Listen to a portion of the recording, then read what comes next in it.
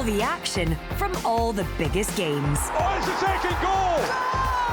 This is Open All Mics from Sports Sound. From BBC Radio Scotland. You're listening to Open All Mics on BBC Radio Scotland. A reminder, we're on the telly later. BBC Scotland, 4:30 until 5:30. Another big day ahead in Scottish football. And sometimes I have a little sympathy for our guys out and about at the grounds in these cold winter days. But look at the pictures coming out of the studio here. Glorious conditions. Glorious conditions, yeah. I said that at the top of the show, Kenny. A fabulous day for football. I'm sure there'll be a mixed bag right enough across the country, whether we get goals and drama or action. There'll be many talking points, no doubt about it. It's that stage of the season, we don't expect anything less, but no, a brilliant afternoon for football. One of the talking points, Willie Miller, has been the condition of that pitch at McDermott Park in recent weeks. How's it looking today? Not great, you know, it's pretty bare, but it's flat. It doesn't look as though it's going to play too much of an impact. Obviously, it needs more grass, but you know, that's a problem that is finding itself in. The players have got to adapt to it a little bit. Seems to be a decent amount of sand on it, but there's a decent amount of grass as well, Kenny, so I don't think and I hope that it's not going to play a major part in spoiling the occasion. Big travelling support as ever down there, Willie? Huge, yeah, and they're enjoying it. They're making plenty of noise. A really good atmosphere. You know, St Johnstone have got a good crowd in as well, so it's adding to, you know, this afternoon of entertainment. Well, I hope it's entertaining. I think what we will get is a very competitive game of football. Certainly should be competitive for you at Rugby Park. Rory Loy, come on against Hibs. How do you see this one going? Yeah, it's going to be very tight. It's extremely hard to predict how it's going to go, Kenny. I don't want to sit on the fence, but I mean, if you look at the fixtures between these two, very, very rarely is there more than one goal which separates them. There's a lot of draws in there as well. They've just switched sides, actually. But if I had to put my neck on the line, I think with Matty Kennedy being back, I think Kilmarnock might just sneak it. Let's get to Edinburgh and go to Tynecastle. Michael Stewart is there for us. Hearts at home to Ross County this afternoon. Michael, what's key for Hearts in this game, do you think, to get the 3 points? I was just waiting there. There was a little bit of a sniff on the edge of the box for Ross County. It's just gone out for a throw in on the far side. I mean, look, the key thing for Hearts is that I think the big thing is making sure that they can keep a clean sheet. You know, if they can keep a clean sheet with the firepower that they've got in that team now, with Kabangu and Wilson up top. Lawrence Shankton is obviously still struggling to get goals, but he's always going to be a threat, and there's a smattering of goals elsewhere in the team. If they're able to keep a clean sheet and keep a strong backline, then they stand a very good opportunity of getting the 3 points that they need. I'm just looking at Ross County, and I was wondering whether it was going to be a box in midfield. Well, it's a box of sorts that's just been sort of rotated on its side. I think they're going to match up as a diamond in the midfield, like for like, with Hearts, and try and obviously get tight and close down that space and not allow them to try to build the game. So the one up top. There's a chance for Motherwell! Oh, what a chance early on for Tom Sparrow. Gogic is wanting a foul. He thinks one of the Motherwell players who's ran into him. I think it's Plange as he's running through. Sparrow's on, the keeper comes out, he lifts it over the top of him, over the top of the bar. I think he's got to do better. Yeah, just going to look at it now. He's certainly got to do better with the finish, Alan. I think you're right. I don't know if it's a clip of the heels for Gogic. There's a slight coming together. Yeah, certainly the finish. He's got to get that on target. He goes to lift it over the goalkeeper, gets it way wrong. We'll get a better angle here. Gogic goes in tight initially. Yeah, it looks, Craigs, I don't know if it looks as if he catches. I think it was Plange, wasn't it? I think it was Luke Plange. It catches him, and you'd imagine if the ball hits the back of the net, the VAR would have an intervention. But even though Sparrow goes through, it's one of those bouncing balls when they always try and lift it over the goalie. I just think the goalie's isolated. Why not just smash it low into the ground? Yeah, we heard from the manager, Stephen Robinson, the St Mirren manager, before the game. Alan, he was saying they're always tight affairs. Are you expecting more of the same today? I am, yeah, but I'm expecting goals. It's a really good Motherwell crowd, and just looking at the back of the goals here, the St Mirren fans are housed at the top tier, and they've got a big support as well. So I think we're going to get goals here. I really do. Everyone's just going to go for it now with 4 games left. That's so tight. Right, let me ask, Stephen, sorry to put you in the spot, you may or may not know the answer to this. Why are they doing that at Fir Park, putting the fans in the upper tier? Because I think players from both sides want them down at the bottom for the atmosphere, do they not? I think it may be something to do with security and being close to the pitch. That they're safer up there out of the way. Easier to manage, I think that's what it is. And you're right, I think it makes for a much better spectacle. It's the same at Rugby Park when they stick them in the top tier. They're better being behind the goal. Visually, it's better on the TV as well, and I think it's better for players to have them closer, but that's a strange reason. If a goal's scored, they can't run on the pitch. Yeah, that's what That's happened. That happens quite a lot. Yeah, I think where the Motherwell boys, the Ultras, are situated over in that far side as well, at the adjacent corner. So I don't know if they just keep the away fans away from that area as much as they possibly can, Kenny. Aye, that's probably what it is. It certainly affects the atmosphere, but there are obviously good reasons for doing it. Kenny, did anybody else think it was strange that Wally Muller was happy? I was stunned, honestly. I was sitting with Gully singing. I was like, Gully, did I just hear that? The last couple of weeks, Alan, he's been in better form since Aberdeen got back in track. Honestly. Listen, hey, Preston, if there's a night out, I'm always there. Oh, I know that. Don't worry about that. Inverness, Cali Thistle 0 and an Athletic 1. Paul Smith with the opening goal there on 3 minutes. Let's get into the Championship. 2 huge games we're covering on Open All Mics this afternoon. Queen's Park at home to the leaders Falkirk. What's happening in the early stages, Chick Young? I was just thinking there of Willie Miller. I had a lunchroom recently that turned into bed and breakfast. But what that's got to do with him being joyous, I have no idea. Anyway, great start. We've played, Kenny, 5 minutes at Hampden. I tell you, it's end to end, and the pace of the game's great, and the old surface is looking quite magnificent here in the sunshine. So good football so far. No real business for either goalkeeper Callum Ferry or Nicky Hogarth to produce, and you can hear in the background a massive travelling Falkirk support. I think the 4 home games, 4 away games in the wake of this, taking sense, a return to the Premiership, successive promotions, and they are joyously following their team in big numbers at the moment. But we haven't got anything really in terms of goal-mouth action. The ball's been goal possession is great from both sides, but at the moment nothing to report in terms of goal-mouth opportunities, which means, of course, that it is Queen's 0, Falkirk 0. Yeah, I'm sure the Falkirk fans will have one ear on the game that's taking place at Firhill today. Partick Thistle at home to Ayr United. Derek Ferguson is there for us. Hopefully the technical issues resolved there. Derek, you're underway? Yeah, well underway in Thistle in charge at the moment. They've started pretty well, took control that in the middle of the park, dictating play. No chances of note whatsoever, Kenny. But the pitch doesn't look a problem. I thought it would be. It looks as if the pitch is going to play pretty quick. So just more it's like in the Championship, even in the Premiership. Sometimes it's about winning that battle, before they go on to play their football. But both teams, try to get the ball down, try to play. But Thistle having the better of it at the moment. Yeah, back into the Premiership. Willie's at McDermott Park for us. Steve, we chatted a bit at the start of the programme about Sima Valakari, a man that you know well. How much is he enjoying the job there? We know he's been in for jobs in Scotland before. He's got his opportunity now. If he can keep St Johnstone up... he's got to do better. Yes, Alan. He's played through inside the full-back Thompson, and he's got to hit it across the goal. He goes narrow side. He's got to do better. Poor finish.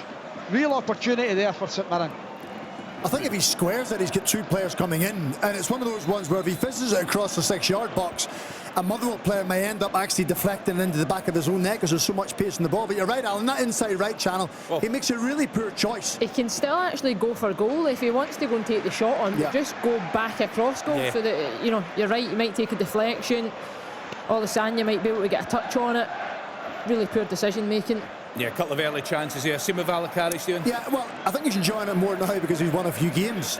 I think when they went through that 8 or 9 game spell where they didn't pick up any victories, it was, for morale, for the players, morale for the staff was a bit of a challenge. But since he picked up a couple of wins, I think he's enjoying actually being the underdog and potentially getting back into the fight. I think I spoke to him a couple of weeks ago and I texted him after most games, and he says we're enjoying it, we're doing well, but he keeps humble, he keeps his feet down, and I think he's now got a group of players he believes can go on and keep them in the division, which is a huge positive for them.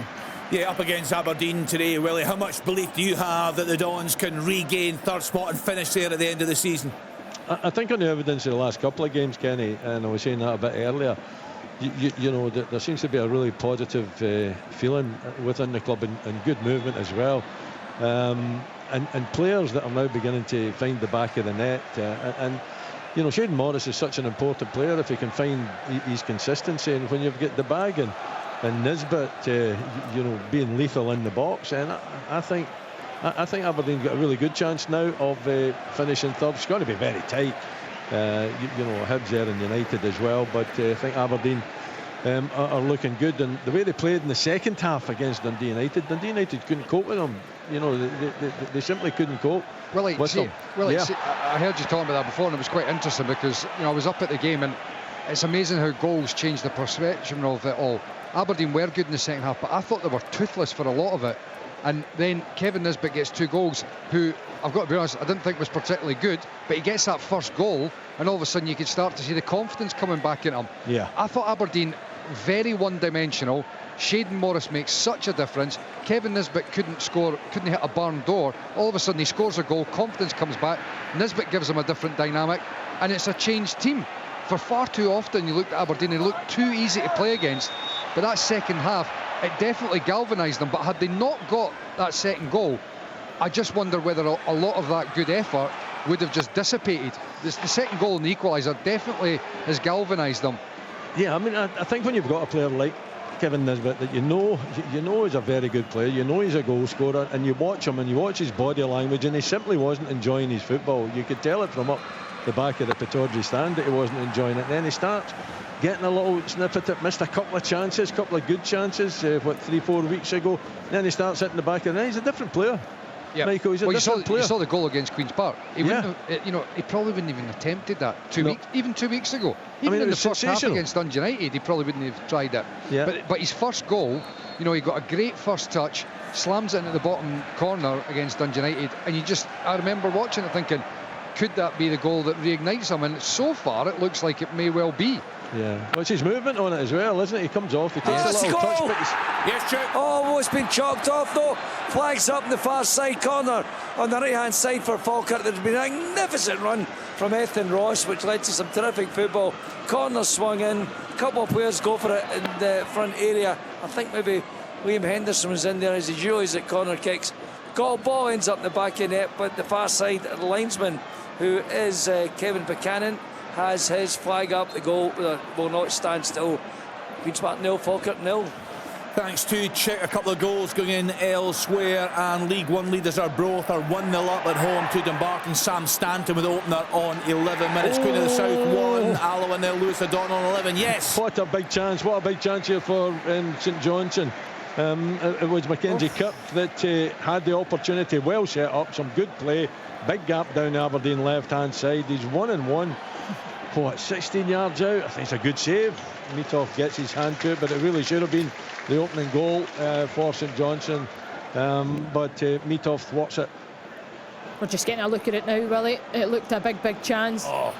He gives the keeper a chance, doesn't he? Yeah. He lifts it, but I think if he needs to go low, just find a corner. I think the fact that he lifts it, he's looking to almost aim for the side netting by the looks of things, but Meathoff gets a really good hand all the same. It's just one of those ones where when the goalkeeper comes out, there's only so big an area he can capture, and you think, don't put it anywhere near there, try and get over him or through him. But you have to say, Meathoff, huge save for him down his right hand side. You're right, Willie, the Aberdeen back line completely opened up. I don't know where Jack McKenzie was, because Mackenzie Kirk got in there, and he's probably the one player that Simo Valakari wants on the end of that. He's a young man who's come into senior football, playing on a regular basis, has chipped in with a couple of goals. That's a big opportunity. But what about Jack McKenzie, Willie, back into the team today? He's had a tough time if it hasn't. A lot of the fans have been getting a bit on his back.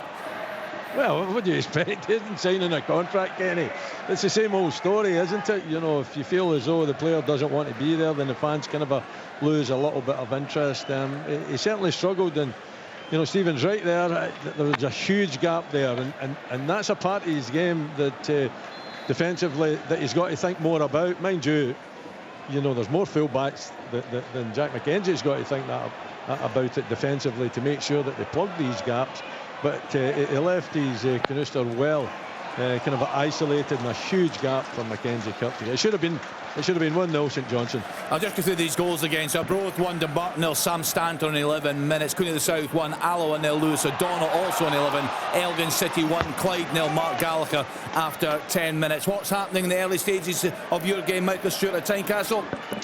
Ross County are doing well in terms of that midfield. They're shutting down Hearts. They're not really allowing them to be able to build the game. But we're just further up the park in Ross County's defensive. That was one of the first times that Penrice was able to get down the line. Lewis Nielsen dropped a ball over the top, and it's those sorts of areas of the park that, you know, I've been growing about for years, but that's where Hearts especially at Tynecastle, have got to exploit more of. And clearly Ross County just looking to match up in the middle of the park and probably just saying to Hearts, have you got enough in those high, wide areas to then go and hurt us? And it's difficult because a lot of it's coming from those fullbacks that are that little bit deeper. So Ross County very well structured, shutting Hearts down, allowing the two centre-halves to have the ball, and they're not got too many options to pick out a pass at this moment. Let's get to Rugby Park. Kilmarnock at home to Hibs this afternoon. Rory Loy is there for us. A big blow, of course, for the wayside. Nicky Cadden out for a few weeks. Rory, who's playing that role today? Jordan Obita is playing on the left-hand side. He started pretty well. Hibs have played pretty well, to be fair, and so have Kilmarnock. It's been a really good game. Nothing to report in terms of real chances. Watkins did flash one across the face, which Bobby Wales was inches away from tapping in. Went right through it for a throw-in in the end. Then Hibs dominated possession for quite some time, had a corner of their own. And then Kennedy get in behind there. Jordan Smith totally misjudged it. He tried to lob him and missed it. As he was recovering, Bashiri's passed the ball to Iredale, who was sleeping. And if Matty Kennedy had taken a better touch, he got caught under his foot. He was one-on-one with the goalkeeper. Derek McInnes was very frustrated with that. So a lot happening, a lot going on. Both sides playing pretty well, but it's still 0-0, Kenny. Kenny, I don't know if the guys in the studio just saw the last part of the play at Hearts. That's exactly what's just happened. Steinbender was left on the ball. Ross County just shut everyone down. He tried to slide the ball through the midfield into Kabangu, and centre-half Tompkinson just steps in and takes the ball. That's the pattern of play that's been played out so far. And Hearts have got to be more inventive. They've got to have a better idea about how to play it. They're too slow at the moment. Ross County are just shutting them down and slowing the game down and playing it the way they want. So they go man for man effectively, Michael, everyone else all over the pitch, in the middle of the pitch, just to stop them. So basically relying on your centre halves to have that passing ability to go and play, which you have to say is good tactics by Don Cowie, isn't it? And then the wing backs are just waiting. Oh, here we go, Ross County. Oh no, it's drifting away. And then the wing backs, whenever it does go to one of the full backs, are just charging up and closing them down. Michael. Conor Randall's through. Deflected wide for a corner. Michael, your thoughts on the Scotland squad announced by Steve Clarke this week to face Greece? Call up for James Wilson, 18 years old. No Lawrence Shankland. Your thoughts on both of these? Well, I mean, first of all, it's going to be psychologically a tough one for Lawrence Shankland, seeing his 18-year-old teammate getting in ahead of him. But he's not been scoring goals. His all-round play's been okay, but I'd actually, we're talking about the system that Hearts play and getting them on the team. I said it last week when I was doing the Dundee game. I don't want to see Lawrence Shankland playing, in the midfield. I want to see him playing in the box. And unfortunately, I think it's impacting his overall game. Great to see youngsters getting an opportunity. It's a huge call. There's no doubt about that. And will they get game time? Time will tell. Ben Doak being out is monumental because he's made such a difference to the national team. He's brought a different dynamic. Look.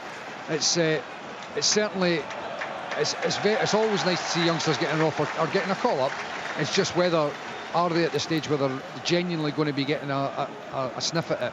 And Kevin Nisbet, I tell you what, I was just saying it to Willie there, how things can turn around, because I was talking about 2 or 3 weeks ago.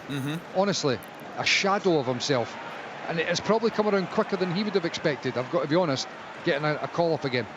Yeah, that first goal he scored last week against Queen's Park, absolutely sensational. Alan Preston, your thoughts on the two Hearts players? No call-up for Shankland, but great news for young Wilson. It's brilliant, and I think he's just to be in and around the squad. I've said many times on this programme, there's a chance for St Mirren, blocked, that Wilson was a catalyst for Hearts starting to turn around in fortune, because his endeavour and everything that he gives to the team.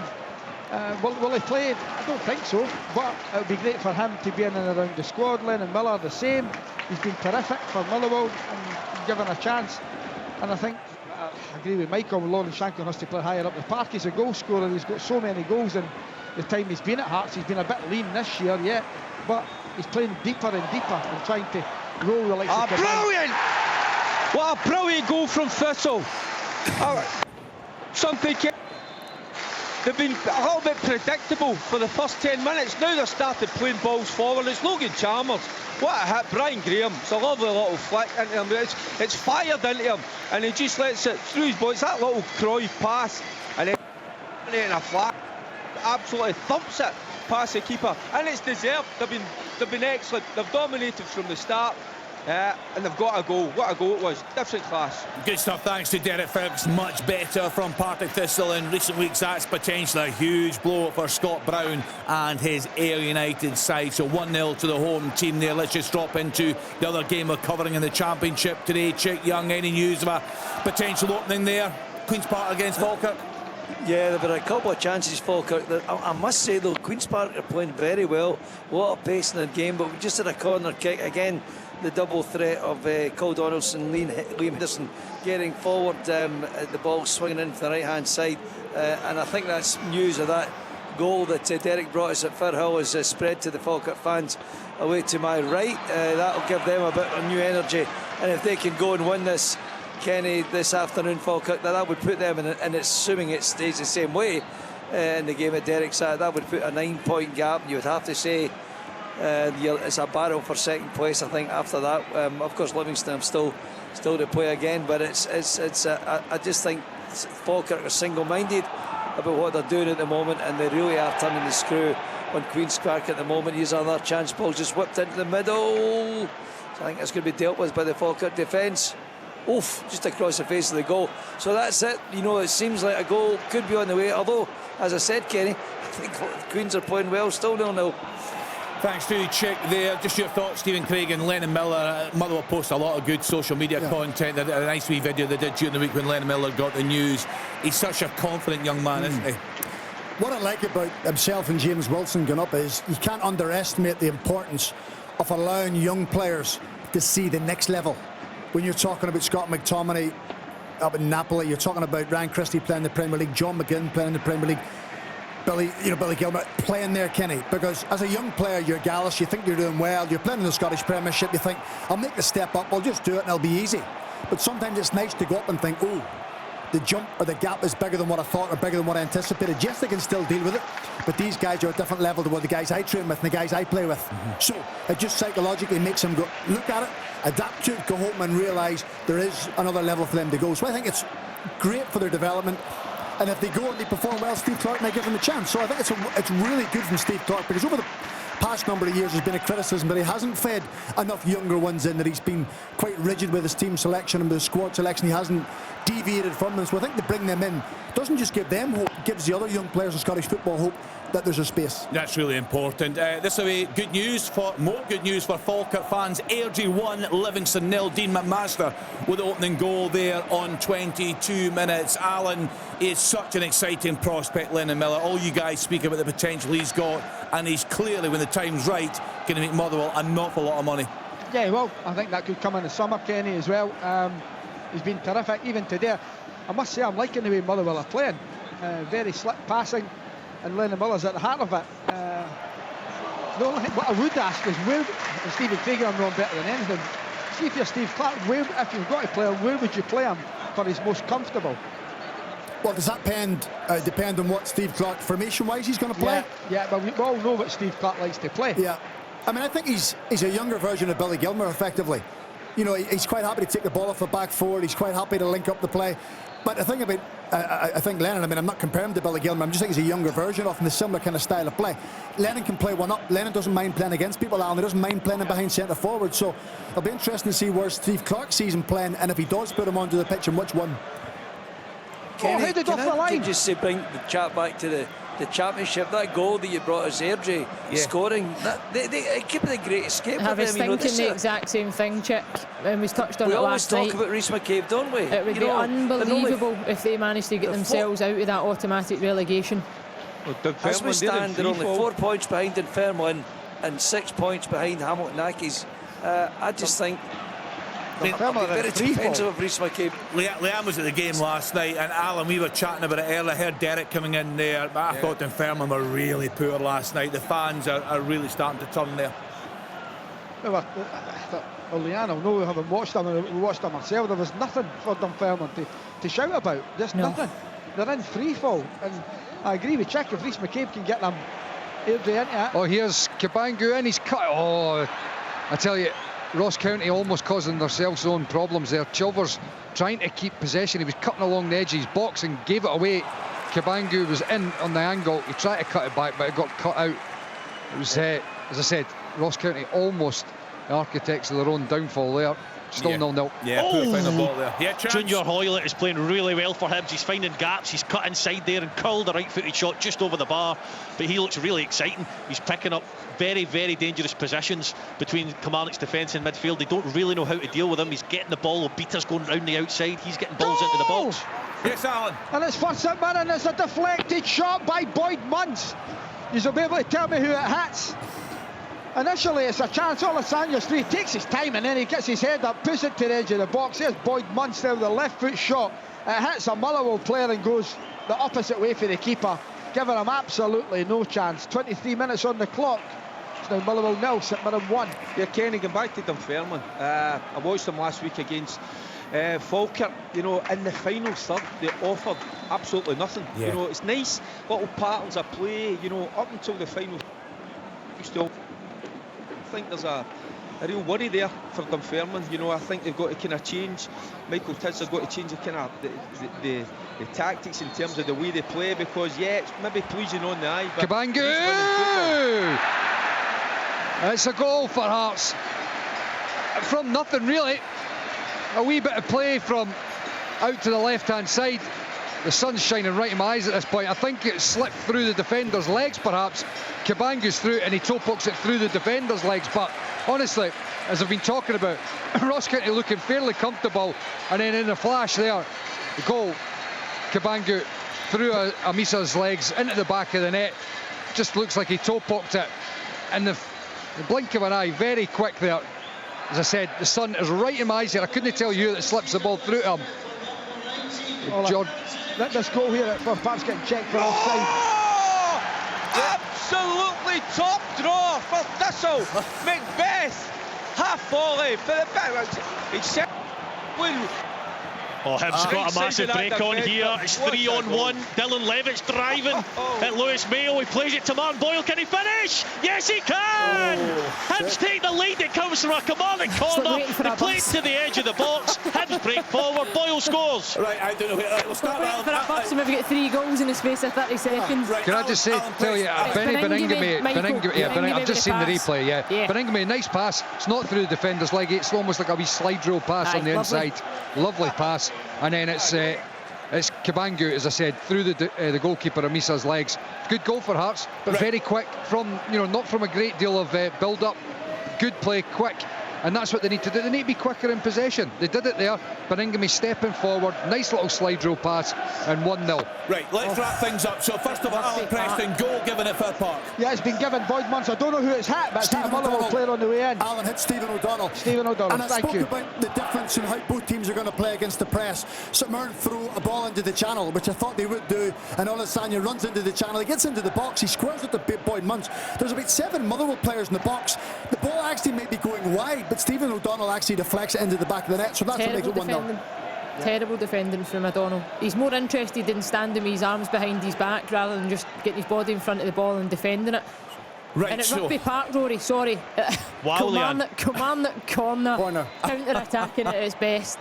Goal at the other end. You say counter-attacking, it was the bit. There was no defenders. I know, literally, there was one defender. What happened was they did the old, when Armstrong started at the back stick, he peels round to the edge of the box. Kennedy cuts it back. Bushiri blocks it, and you've got Levitt, Boyle, and one other. I can't quite remember who it was. Literally just steamrolling forward, and he just squares it to Boyle. Who McCrory's a little bit unlucky actually. I think he gets a hand to it. It looks to me like Hibs have done their work on that though. They've looked at the types of corners quite clearly, as you would in terms of that analysis, because as soon as the touch is there from Bushiri, I think you're right, that wins it back, the Hibs players have sprung immediately, like sprinting out of the box, like they've already made their decision. So it looks to me like it's a trap that's been set, and as I say, counter-attacking at its best. Right, let me go through these goals. Queen of the South 2, Alloa 0, Liam Smith in 24 minutes. Livingston have equalised away at Airdrie, Robbie Muirhead 25. Confirmation, Caelan Boyd Munns, it's been credited to him, it was a deflection on 23 minutes. Motherwell 0, St Mirren 1. Hearts 1, Ross County 0. Cabangu with the opening goal on 26 minutes. Kilmarnock 0, Hibs 1, Martin Boyle on 25. And to confirm that second goal from Firhill that Derek Ferguson brought us, Luke Macbeth with that goal on 27 minutes. Partick Thistle 2, Ayr United 0. Willie Miller, are you feeling a bit left out? I am, yeah, but it's not unexpected. I did say that before the kick-off, that I've been to many of these games where it has been pretty dire and not too many goals have been scored. You know, St Johnstone had that really good opportunity. Mackenzie Kirk should have scored. Aberdeen have had a couple of strikes at goals. Kevin Nisbet that had both of them set up quite well by Shaden Morris and then by Keskinen, but didn't really test the goalkeeper. Quite easy for Fisher to get behind them. So it's been a good game, Kenny. You know, it's been energetic. It's been flowing, from one end to the other. Aberdeen just getting a little bit of a foothold now in it as well, and St Johnstone falling out it perhaps a little bit. But no goals as yet, and the answer to your question is yes. Kenny, what a goal! Oh, God! Yes, it's in! It's off the line! That's an unbelievable save! So it's not in then. How can it be in, but it's off the line? Come on, check. He's like the I'm not sure it's not in. The hokey-cokey, man. Check Young. Come on. Right, is it a goal or not a goal? It's not a goal. So it's not in. But what a scramble in the Queen's Park box. Right. Ball played in the right-hand side. 2 or 3 attempts at it. It was Barney Stewart who I thought had got it over the line, but somehow Callum Ferry, I think, got a hand on that, got it back. He's taken a knock in the head and all of that. I need to see that again. That was just quite dramatic stuff. But at the end of it all, when the dust settles, half an hour on the clock, still Queen, still Falkirk nil. Thanks. Yes, there's a bounce ball here at Fir Park, and the goalie comes out, but St Mirren within their rights, as long as they're 2 yards away from it. As the keeper comes out, it's outside the box. Eventually, the goalie's going to have to go back into his goal, and he does, because the St Mirren player's 2 yards away. As soon as that ball's dropped, Ayung goes all over him. Rightfully so, he goes back into his goal line. Another goal going in. Airdrie back in front. Ben Wilson on 31 minutes. Airdrie 2, Livingston 1. Let's get back to the game at Rugby Park. Rory highlighted the defensive issues for Kilmarnock. We've got a Killie fan joining us late in the programme between 5:30 and 7 o'clock. Also, for those of you that love your music, 3 great choices tonight from the View frontman Kyle Faulkner. He knows his music, so stay tuned for that. Reaction from pundits, managers and fans. Michael. It was a good break there from Hearts. Lon Shanklin strepping onto the ball, and then he just slipped it on the inside right channel for James Wilson. Tried to shoot across the goalkeeper, but it was a comfortable save for Amisa in the end. Alan, sorry, Rory, I was just saying we've got a Killie fan joining us late in the programme. You're looking at some of the reaction on Twitter, a lot of unease, I think it's fair to say. It's not quite turned to anger yet, I don't think. Concern would be another word in recent weeks, and you highlighted the defensive frailties this season.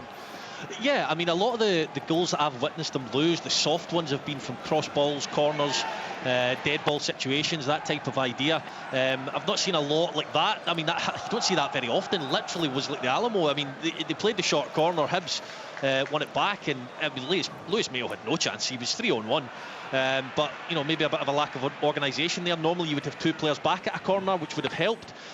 So, yeah, certainly defensively, and, you know, Derek McInnes stated it before the game himself. They've cut their own throat this season with their defensive errors because, you know, Kilmarnock don't, generally speaking, win games 3 and 4-0. It's usually by a 1 or 2 goal margin. And the fact that they can keep a clean sheet means that they'll come out on top on those games more often than not. But if you're conceding soft goals, you know, you're going to find yourself at the wrong end of the table. And if they were to lose this today and Dundee get any form of result tomorrow, as Craigs has already touched on, they go to Celtic Park in the last game before the split. You know, it's going to tighten up very, very quickly if Kilmarnock are not careful. Got to be a book in here. You would have thought for Marcus Fraser. Is it Marcus? Yeah, I think it is. He's wiped out Lennon Miller in the middle of the park. And the game's went on a couple of minutes. He's trying to hide. He's trying to get away from the referee. And right enough, the referee gives him a yellow card. He's clattered into Lennon Miller in the middle of the park. Referee, good advantage, plays on and does his job right, goes back and books him. That's an old trick that never works, so when you try to hide for the referee, Alan. Exactly. Alan, how have Motherwell responded? Because we've given Michael Vimmer the big build-up. He's won his last 2 games, but they haven't actually came from behind to win under him. So I was just wondering, is there a different setup or a different approach since going behind? No, just the same. I really like the way they've been playing. Obviously, defensively for the goal was poor, but the way they've been knocking the ball about, they try and get into triangles, they try and play. They can get to the wider areas if they can. It's been decent to watch. Defensively for the goal is poor, but I've quite liked them on the eye, I must admit. So the latest scores in Scotland this afternoon. Oh, penalty! Oh, yes, Chip. It's a penalty to Falkirk. Great move, Ethan Ross. Scott Arfield played. Right. First of all, Alan. Killian Phillips, wait to see this for a finish. Ball comes in, the slight deflection again, on the chest, left foot volley, bang, back of the net. Right, 2-0, I'm doing my usual keeper. Well, I have to say it again, but I don't think he generates loads of power. It's nice technique. It's lovely technique, and it's very well directed, I've got to say, but the goalkeeper's in the middle of the goal, so when you think he puts himself full stretch, you think he should be able to get it somewhere near the post. Penalty kick, Kenny, to Falkirk. Take it away, Brad Spencer. Brad Spencer, it was Calvin Miller who was brought down in front of me. Callum Davison doesn't think it was the right decision, thinks it was soft, but it's Brad Spencer the chance to put Falkirk ahead. We've played 34 minutes. The referee just checking, no one intruding inside the box. Brad Spencer over the ball, Callum Ferry in the goal, taking an age with this one. Here he comes now, right-footed. Oh, it's straight at the goalkeeper. It's a dreadful penalty. He didn't have to move. It's just at chest height. He just picks it up. That was unbelievably bad as a spot kick, and it remains Queen's Park 0, Falkirk 0. I think the second St Mirren goal takes a deflection off Liam Gordon. I'm not sure it does, Craigs, to be fair. Look at the flare. No, he turns his back on it. Told you this was a great game. What did I say to you? Slarry. You told us about a great game. What a goal that is. He hits it, just drops outside of the right foot. Brilliant. Bottom corner, Motherwell right back in it. This is a proper game. That is top draw, Alan. It really is. Finish. What a reaction. Two finishes are really good. Killian Phillips at one end, I think he does really well. I think Gordon turns his back on it, allows him the ability to squeeze it into the corner, which probably leaves the goalkeeper unsighted. But that's a proper response from Motherwell, by the way. 2-0 down at this stage of the game. Callum Slattery just takes the game by the scruff of the neck, really direct. Motherwell from kick-off virtually back to the goalkeeper, long ball. Slattery wins it from the goalkeeper, and it's a great finish with outside of the boot, Craigs. Do you know what? It's so good. It really is. Alec Gogic tries to go and win the header. He doesn't win it. That's what frustrates Stephen Robinson. But it's a lovely little chop inside from Callum Slattery with the inside of his right foot, and then he goes with the outside of his right foot into the bottom corner. I mean, he's a player Motherwell have missed. He brings so much. He's had a long year out with injury. He will have a big part to play between now and end of the season. Smash and goal. Yeah, what a game. What a game. It's fantastic, brilliant. Alan. Absolutely fantastic. The game there. So let's... Do you know what's brilliant about it, Alan? Is the energy for both teams. Yeah. It's a really good game on the eye as well, Leanne. It's honestly, not just both teams are keeping the playing. ball for the sake of keeping the ball. It's not teams that are just looking to move it and play backwards. Every time both sides got on it, really direct, but with a purpose and nice and kind on the eye. Yeah. Because I think what the worry is sometimes when you get to this stage, there's a little bit of fear in players. They don't want to take any risks. Yeah. The game becomes a bit of a stalemate and it's not enjoyable. But both of these sides really get a sense. 3 points today puts them right on track for top 6. So that's what's making it for such a good game. Yeah, fantastic match there. Plenty to play for in all the games actually today. And still Willie Miller await the breakthrough up at McDermott Park. Yeah, I'm on the edge of my seat waiting on it, Kenny. The only thing is it does not look like it. It's bogged down now. I think that there's too much energy being expended out there and not enough thoughtfulness. They've got to kind of slow it down a little bit, try to get it on to the boot of players that can maybe conjure something up. Even when that happens, when they get to, just in and around the box, there's no composure in anything that either team are doing. The energy is at a very high level, but the composure and the creativity is just not in this game. I've watched Aberdeen on a number of occasions. I've watched St Johnstone on too many occasions, but when the both of them come together, this seems to be the sort of a game that they play out. And at 0-0, that first opportunity, Mackenzie Kirk, he really should have buried it, put it away. That's really the only big chance. Nisbet's had a couple of strikes at goal, but nothing else of note that I can report. So the Aberdeen Real Madrid revivals Ground to a halt, is it? No, not yet. Not yet, Michael. You have to We know just Wally calm doesn't down. smile for long anyway, Michael. Let's be honest. When you've been on this planet for as long as I have, Michael, you just have to take things nice and slowly. Wally, the kick-off time for the semi-final one day, you happy with it? I haven't even seen it. So Right, Half past 12 on the Saturday. Alan Hope fan, can I just add a bit to that, just because I want to bring this up. Just Gary Foss, the Aberdeen fan, Willie got in touch. It's a joke. Thought the SFA are meant to promote our game. What about the Hampden being a neutral ground? He's saying 12:30 kick-off, £40, Willie, for a semi-final ticket, Aberdeen against Hearts. Just to elaborate, to bring more on that point Alan's making. It's a huge amount of money, and it's not for the first time that the Aberdeen fans have had to complain about the kick-off timing at semi-finals. Listen, I don't know what you can do about it. I think the SFA has obviously got the reasons for it. But from an Aberdeen point of view, yeah, absolutely too expensive, and the time is way too early, to ask people to travel down. It just takes enjoyment out of it. But when the victory parade is back down Union Street after that game, the fans will be happy, Alan. Well, you shouldn't be drinking Union Street in Glasgow. Alan, what are your thoughts on the kick-off time? I think you've got to take Aberdeen into consideration, I really do. But then again, when you look at the TV slot times, the next one would then be 5 o'clock. So if it goes to extra time, how are they going to get back up the road? So I think it's the lesser of two evils being on, and I should be on a Saturday for me, because public transport on a Sunday is even worse. So a Saturday, 12:30, I think it's the best outcome they're going to get. But I agree, the prices are ridiculous. You're trying to encourage people to come. Yeah. For Aberdeen fans, it's going to cost an absolute fortune, and Hearts fans, you're travelling from Edinburgh, but Aberdeen especially, it's a lot of money. I just wonder, do they liaise with the clubs? Do they put that to Aberdeen and say what's preferable, or do they have a say in it at all? Because time slots with the TV. Yeah, but it seems to be that it's always Aberdeen or the team that are losing out. And they travel in big numbers. If you're asking a team from the Central Belt to travel to Dundee for a semi-final, to travel to Aberdeen for a semi-final, they'd be furious. Where Aberdeen is just, they just have to continually do it. They don't have a say in it. They're the always ones out of pocket, out of time, out of travel. I just think it's a little bit unfair. Yeah, you just have to take it though. But the wonderful thing is that we're here moaning about it as Aberdeen fans. You're here moaning about being in a semi-final. Now that's the upside to it, but it's not fair. I would give that to you, but it's not going to change. I don't think it's going to change. We can complain, and the Aberdeen fans can complain all they want, but I think it's deaf ears that are going to take that on board. Well, realistically, if you think obviously 12:30's too early and 5:30's too late, you're basically talking about a 3 o'clock kick-off, and you can't do that on a Saturday because they're on the telly. So you're effectively saying for Aberdeen, the only time that's really going to work is 3 o'clock on a Sunday.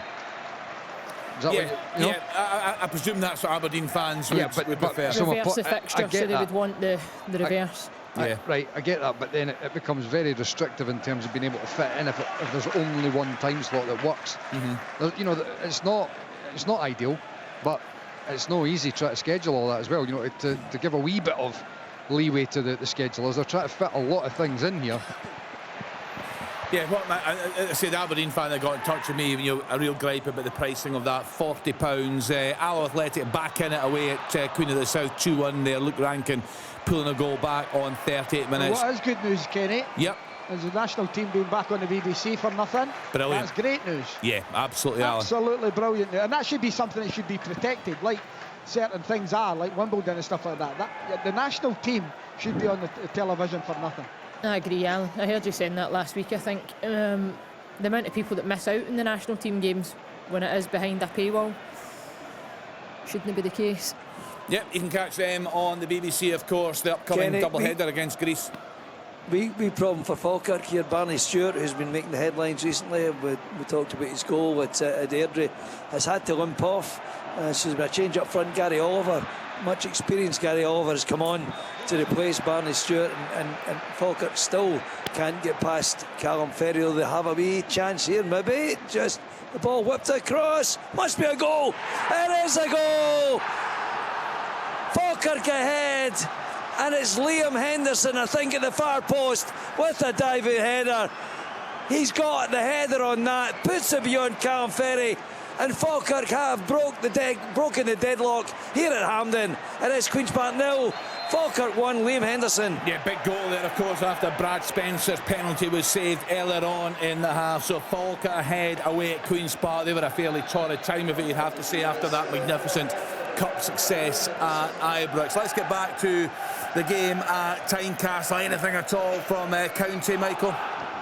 Yeah, just a moment ago when Falkirk was scoring the goal, Kieran Phillips picked the ball up just into his the opposition half. He had about 4 Hearts players round him, and he drove all the way to the edge of the box. They were all just jockeying him, and nobody was actually doing anything. The home crowd were far from impressed. He had a strike that took a wee nick, and it went behind for a corner kick. But yeah, it was quite sort of lethargic, the defending from Hearts there, and it almost allowed Kieran Phillips to get a goal or get a shot on target at least. Kenny, quite incredible. Ayr United, they've been no corner kicks. Is that right, Derek? five free kicks over on the right hand side.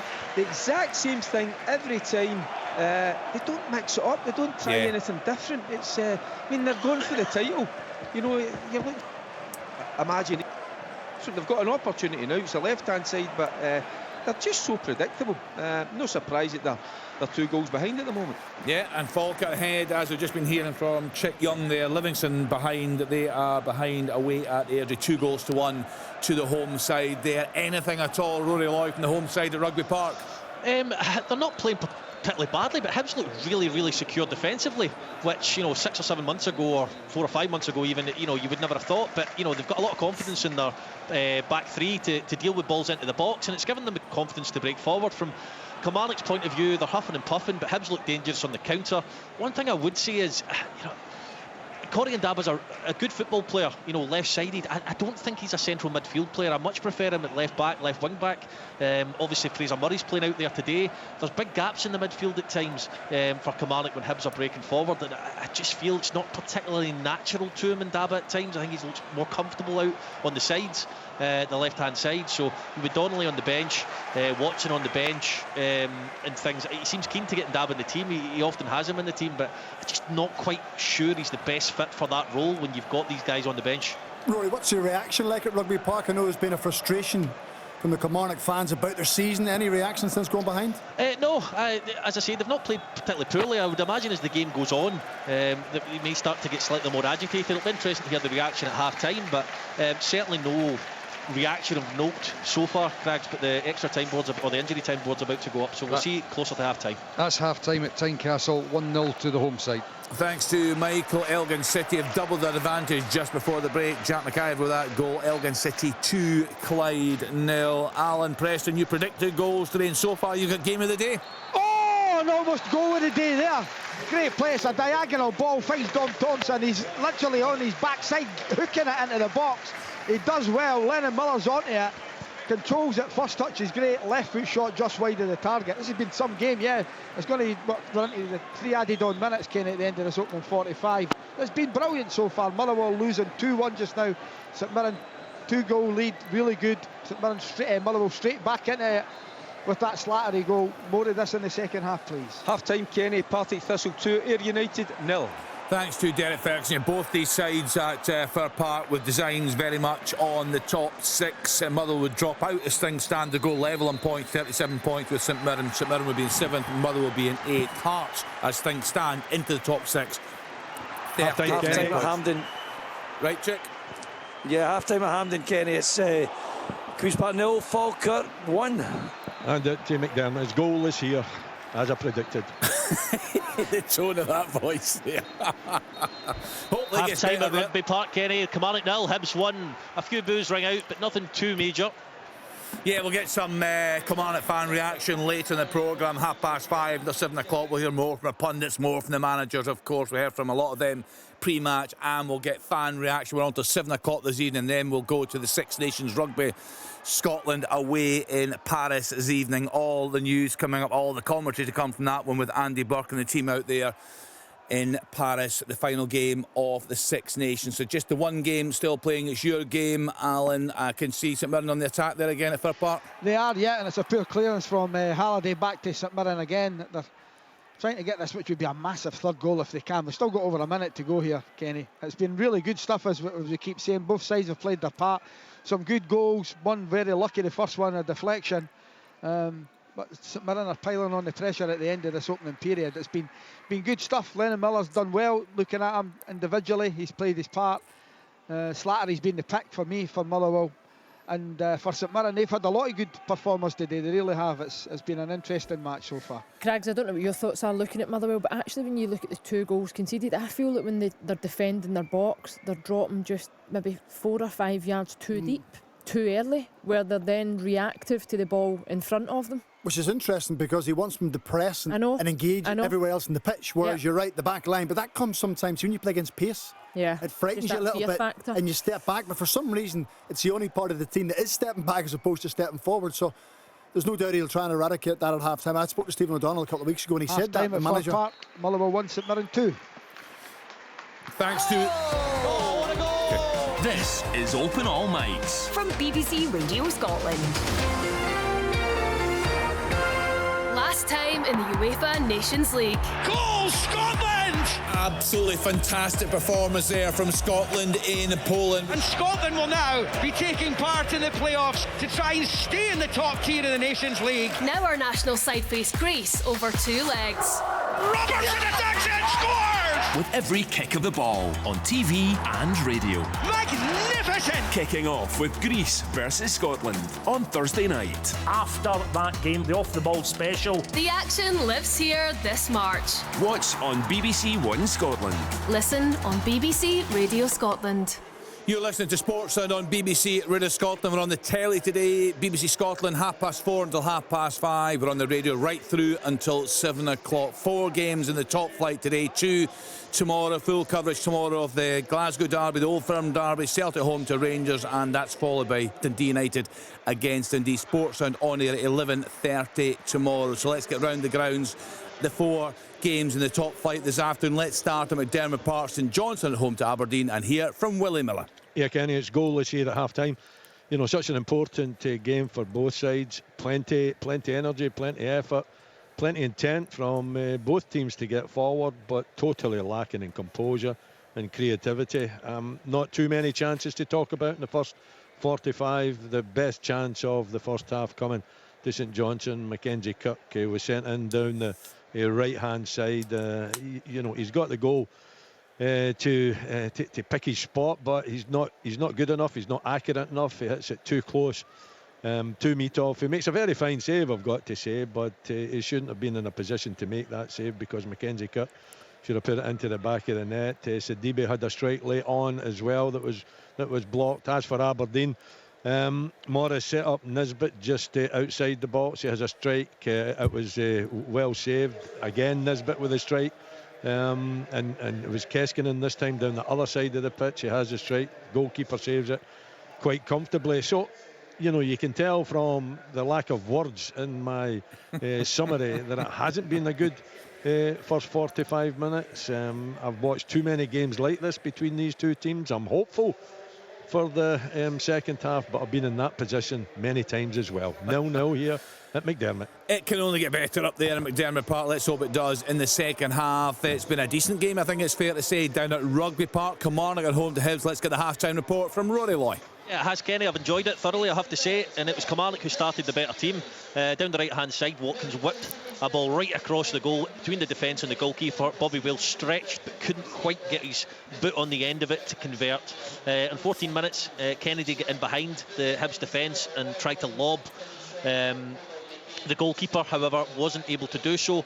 The ball landed with Bashiri, and as Kennedy was recovering from going forward, he passed to Iredale, and Kennedy closed Iredale down, and if he'd taken a better touch, he would have been one-on-one with the goalkeeper. However, it got stuck under his foot. Maybe just a little bit of rustiness on Matty Kennedy's part. Hibs looked very, very dangerous on the encounter. Watkins did have a half chance, so did Joe Wright from a header. However, Hoylett, who's been, in my opinion, the best player on the pitch in that first half, curled one just over on the angle in 23 minutes, and then came the opening goal in 25 minutes. Kilmarnock had a corner. They tried to play it, a cut back effectively to Danny Armstrong, who'd started at the back post, ran round to the edge of the box. However, Bashiri nicked the ball off him. Dylan Levitt strode forward the full length of the pitch, bearing down on Lewis Mayo. He could have went left, he could have went right, but he chose to go left to Boyle, passed the ball to him, and he's slotted by the goalkeeper to make it 1-0 for Hibs. Triantis had a volley just on the stroke of half-time, which went wide. However, Hibs probably just deservedly 1-0 up at the break. It's Kilmarnock 0, Hibs 1. Thanks to Rory. Let's then get to Tynecastle. Hearts at home to Ross County, and hear from Michael Stewart. Yeah, obviously two sides that are pushing to try to get in the top six, and the game started a little bit cagey. The away team, they'd set up pretty well. They had looked like they'd nullified Hearts and slowed their game down, playing man for man in the middle of the park, matching up with the Diamond in there, and it was pretty flat, pretty even, the game. And then from not a great deal of momentum or anything like that, Hearts managed to get themselves 1-0 up with a good goal, really good goal. It was Beningame on the inside left channel who picked it up and played a lovely slide rule pass inside the defender for Kabangu to step onto it and just almost toe bash it between Amisa's legs and put the home side 1-0 up.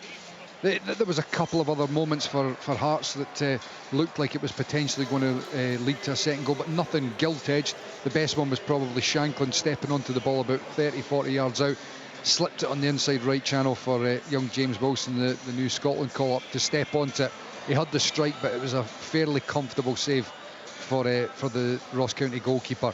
As the half-time approached, you've got to say that 1-0 for the home side is probably about fair, as Ross County have huffed and puffed. As I said, they've nullified Hearts to a great extent, but they've not really caused too many problems to Hearts offensively, and they've not looked like they were going to trouble Craig Gordon too much in that first half. As it stands, it's 1-0 to the home side, and it probably about reflects how the first half has panned out. Thanks to Michael Stewart. Next stop, Fir Park, Motherwell at home to St Mirren. Let's hear from Alan Preston. I've had a cracker so far, Kenny. The opening 45 minutes was brilliant. As early as 2 minutes, there was the first chance. Gogic and Planche collide at the edge of the box, allows Sparrow to go through. The keeper comes off his line, he tries to chip him, but executes the chance, gets it horribly wrong over the top of the bar. Then it was St Mirren's chance. Alabiusi's through, narrow, tight angle. He's got to go across the goal, but he hits it over the top of the crossbar. Then John had a corner, was ping-ponging about in the middle of the box. Eventually it's cleared off the line, but the first goal came in 23 minutes, and it was a break from Olasanya on the right hand side. Eventually picks out Boyd Muntz, and his shot's deflected off Stephen O'Donnell, giving the keeper absolutely no chance for 1-0 to St Mirren. It was 2-0, 33 minutes. Again, ball played into the box. Killian Phillips, chest control, volley from the edge of the box, 2-0. And you think, what a Motherwell, how are they going to respond? Well, did they have to respond? 2 minutes later, it's a long ball played through. Slattery finds himself at the edge of the box, and he hits a half volley with it outside of his right foot into the bottom corner, giving the keeper absolutely no chance. Two really good attacking sides. Really enjoyed it this afternoon. As one of the fans, he's just managed to place the ball right on the halfway line. Brilliant stuff. Half-time score, Motherwell 1, St Mirren 2. Yeah, great day for all concerned there. A great game certainly for all the fans to enjoy at Fir Park. So in the Premiership, the half-time scores: Hearts 1, Ross County 0, Kilmarnock 0, Hibs 1, Motherwell 1, St Mirren 2, St Johnstone 0, Aberdeen 0. Two games covered by us in the Championship today. First stop, Queen's Park against Falkirk. Let's get the half-time report from Chick Young. Well, Kenny, as we stand, the Falkirk sit 9 points clear at the top of the Championship race. It's all going their way elsewhere, both in terms of Ayr United and Livingston losing, and they're doing the job themselves. They're 1-0 ahead against Falkirk, against Queen's Park here at Hampden. They blew the chance to get themselves ahead earlier on. There was a dreadful penalty kick from Bad Spencer after Calvin Miller had been brought down in the box. Queen's Park didn't think it was a penalty. The referee thought it was. Duncan Nicholson, the referee, he said yes it is. Brad Spencer stepped up to take it, and he drove it straight down the middle. I say drove it, he just about chipped it straight down the middle at almost chest height, straight into the arms of Callum Ferry, who accepted it gratefully, and Falkirk had blown the chance. But just a few minutes after that, they did take the lead, and again it was Liam Henderson with a header. Ball came in from the right at the far post, diving header, and put it beyond Ferry to give the Bairns a 1-0 lead. And as I say, in conjunction with everything else that's happening, and of course there's a further 45 minutes to come throughout the country this afternoon, but there are huge smiles on the faces of the travelling Falkirk support away to my right. 9 points clear if it stays the way we stand at the moment, and you would have to say that the tight-knit Championship race looks like a one-horse job in the wake of that if it stays that way. Half-time at the National Stadium, Queen's Park 0, Falkirk 1. Yeah, great day for Falkirk, of course. Delighted with the news coming through from the game at Firhill. Partick Thistle at home to Ayr United. Let's hear from Derek Ferguson. I didn't think before the game I'd be saying this at half-time. It's been comfortable for Partick Thistle to lead Ayr United by 2-0. The home side, they took the game by the scruff of the neck right from the off and deservedly took the lead in 19 minutes. It was flick pass to the oncoming Chalmers, and he thumped home from just inside the box centrally. It was a top goal, got to say. The second, well, that was certainly on the cards for Thistle as they were dominating, and it came in 27 minutes. It was Ayr United to Luke Macbeth to drive home 15 yards out at the angle on the half volley. Brilliant bit of technique. From an Ayr United point of view, they've offered very little attacking wise, and I've got to say a little bit too predictable. So the climb at the moment. Thistle in the driving seat. Partick Thistle 2, Ayr United 0. Thanks to Derek. Apologies for the quality of the line. Derek doing his best there in difficult circumstances. So in the Championship, Airdrie 2, Livingston 1, Hamilton Accies 0, Morton 0, Partick Thistle 2, Ayr United 0, Queen's Park 0. The leaders Falkirk 1. Into League 1. The leaders there are Broth 1, Dumbarton 0, Inverness Cally Thistle 0, Annan Athletic 1, Montrose 0, Cove Rangers 0, Queen of the South 2, Alloa Athletic 1, Stenhousemuir 0, Kelty Hearts 0. In League 2, Bonnyrigg Rose 0, Stirling Albion 1, East Fife 0, Stranraer 0, Elgin City 2, Clyde 0, Forfar Athletic 0, Spartans 0, Peterhead 0, Edinburgh City 0. And down in England, half-time scores: Everton 0, West Ham United 0, Ipswich Town 0, Nottingham Forest 3. What a season they are having. Manchester City 2, Brighton 1, Southampton 0, Wolves 1. 5:30 start. Bournemouth at home to Brentford. So all the action coming up right here on BBC Radio Scotland. We're on the radio right through until 7 o'clock this evening. We will hear from managers, pundits and fans' reaction from 5:30 tonight. The music chosen by the View frontman Kyle Faulkner. Some great choices from him for you this evening. And we're on the telly today, BBC Scotland, from 4:30 until 5:30. So all the second half action to come right here on BBC Radio Scotland. All the grounds, all the goals, all the news. This is Open All Mics from Sports Sound. From BBC Radio Scotland. You're listening to Open All Mics on BBC Radio Scotland. All the games coming into the studio here. Leanne Clayton is alongside Stephen Craigan here in the studio, keeping an eye on all things. Not too much to talk about, certainly, from the game at McDermott Park this afternoon. Willie Miller, what do you think Jimmy Tilleen will be looking to change in the second period? Well, he'll be wondering what's happened to Shayden Morris, that's for sure, because he's done nothing but that. Isn't the first time that he's had a start and he hasn't produced, so he'll be disappointed with that. There's no doubt about it, because you know he can be lethal, he can be a major weapon for Jimmy Tilleen, but he just hasn't shown it. So if he doesn't improve, I would expect him to be replaced. Ockles hasn't really done it. Soklov's obviously back available as well this afternoon, so you know that could be an option for Jimmy Tilleen to change it. I think, you know, when you're looking at Shayden Morris, he does so well when he comes on as a substitute. Not so well when he starts a game. Last week was probably one where that wasn't the case. But, you know, he's got another opportunity to start. He hasn't done anything in the first half. He's been well chaperoned by Barry Douglas, that's for sure. So I think he'll be disappointed. They'll be happy with the energy, Kenny. I think both managers will be happy with the energy. But, you know, there's more to the game than energy. You need a bit of quality. And unfortunately, the quality hasn't been there. So I think both managers will be looking to up the quality in the second half. Yeah, and that big chance of the game, well, that one big chance that fell to St Johnstone fairly early on. They'll be hoping they don't rue that come the 90 minutes here today. Well, you know, it changes the game, doesn't it, if you put that one away. And when you are presented, it was well worked. I wouldn't say they were presented with it. There was a big gap, and I think Mackenzie was out of position. You know, but it's a well worked move, and really. It should have hit the back of the net. So Mackenzie Kirk will be disappointed, and his manager will be disappointed as well, because that has been the best chance. Oh, without a doubt, there hasn't been very many chances created. That's certainly been the best one. 4 for Athletic, nil. Spartans 1. Hamish Ritchie with the opening goal in that game on 46 minutes. Let's get to the game at Rugby Park. A really good afternoon again for Hibs down there, Rory Lloyd, but concerning times for Derek McInnes and these Kilmarnock supporters.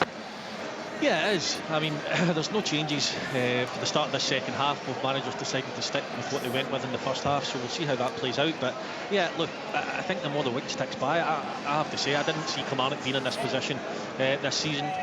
If they were to lose today, it could become quite precarious for them. As, oh my goodness me, McCrory and Dees are completely mixed up there. Miscommunication just kind of sums up their defensive frailties this afternoon and for much of the season. But yeah, I just think it become more and more concerning the longer this goes on, because not particularly easy fixtures over the next 4. I know they often do well against St Mirren. He's got an unbelievable record against them, Derek McInnes, but Hibs look very accomplished. They look very, very secure defensively again, which is giving them the freedom to go and run forward at Kilmarnock at will and leave them as Boyle goes again. Good save from McCrory, one you'd expect him to make, but huge gaps in that Kilmarnock midfield. Leanne, Craggs, I mean, they're just cutting through them at times. The amount of space Boyle gets there in between Kilmarnock's defence and midfield is quite scary. Huge gaps because the back line's no squeezing the game whatsoever, Rory. The ball's in the opposition half and they're dropped right off the game. It makes it really difficult then for the midfield, I think, to go and get close to the game. Just all looks a bit dysfunctional from Kelly at points. Yeah, I agree with that. Rory, do you know what's worrying? The furthest midfield player forward in that attack is Corey Ndaba. Do you know what I mean? He's almost coming back as a number 10 player, and you think he's a left back or a left wing back, not as an attacking midfield player. I understand he's in there to try and be solid and bring a bit of balance, but yeah, he can't be the one that's taking himself out of the game. He's the one with the defensive mind in his head. I just don't think he's natural to that. I don't think he naturally senses the danger. And you know, Derek McInnes plays in there a lot, and he's a very good football player, and I've seen him play really well down that left-hand side. I just don't think it's natural to him, that central midfield role. And I think at times, like you're just saying there, he goes when he shouldn't go. And yeah, I just think he lacks the nous at times to play in there. I'll tell you why, because see when you play as a fullback, the game's ahead of you. See when you play midfield, the game's all around you. And it's a completely different skill set. And he's playing in there too as well, yeah, Craigs. And it's a completely different skill set you need to play in that area. It's like putting the midfield player in the fullback doesn't always work. Yeah. It's probably slightly easier for that way to do it, but to put a fullback in the midfield, it's a risk. Southampton 0, Wolves 2. Strand Larsson with the second goal there on 47 minutes. Let's get to the game at Tynecastle. Hearts with the advantage there, Michael Stewart. The scoreline aside, what positives will Neil Critchley take from that first half performance? They're winning the game. I mean, it was. Big chance here for Aberdeen. Sorry, Craigs. Good cross from I think it was Jensen down the right hand side, and the bag getting himself in a really good position. His timing of the run was good. He's just trying to get the forehead on it and drift it into the far top corner. It just slides by the post, but better attacking intent there from Aberdeen. Yeah, decent start of the second half there. Cooney the South 3, Alloa Athletic 1. Kai Kennedy with the goal on 50 minutes. Back to you, Michael. Yeah, sorry, I was just saying that, I mean, the positive is that they're winning the game. It's not been a scintillating performance. Obviously, from Ross County's perspective, they're here to try and nullify, of which they did to a great extent, but they're 1-0 down. You know, that one goal is what makes all the difference, and they've got to try and find a greater dynamic element inside to their game when they're attacking, because at the moment they've been a little bit powder puff in that attack.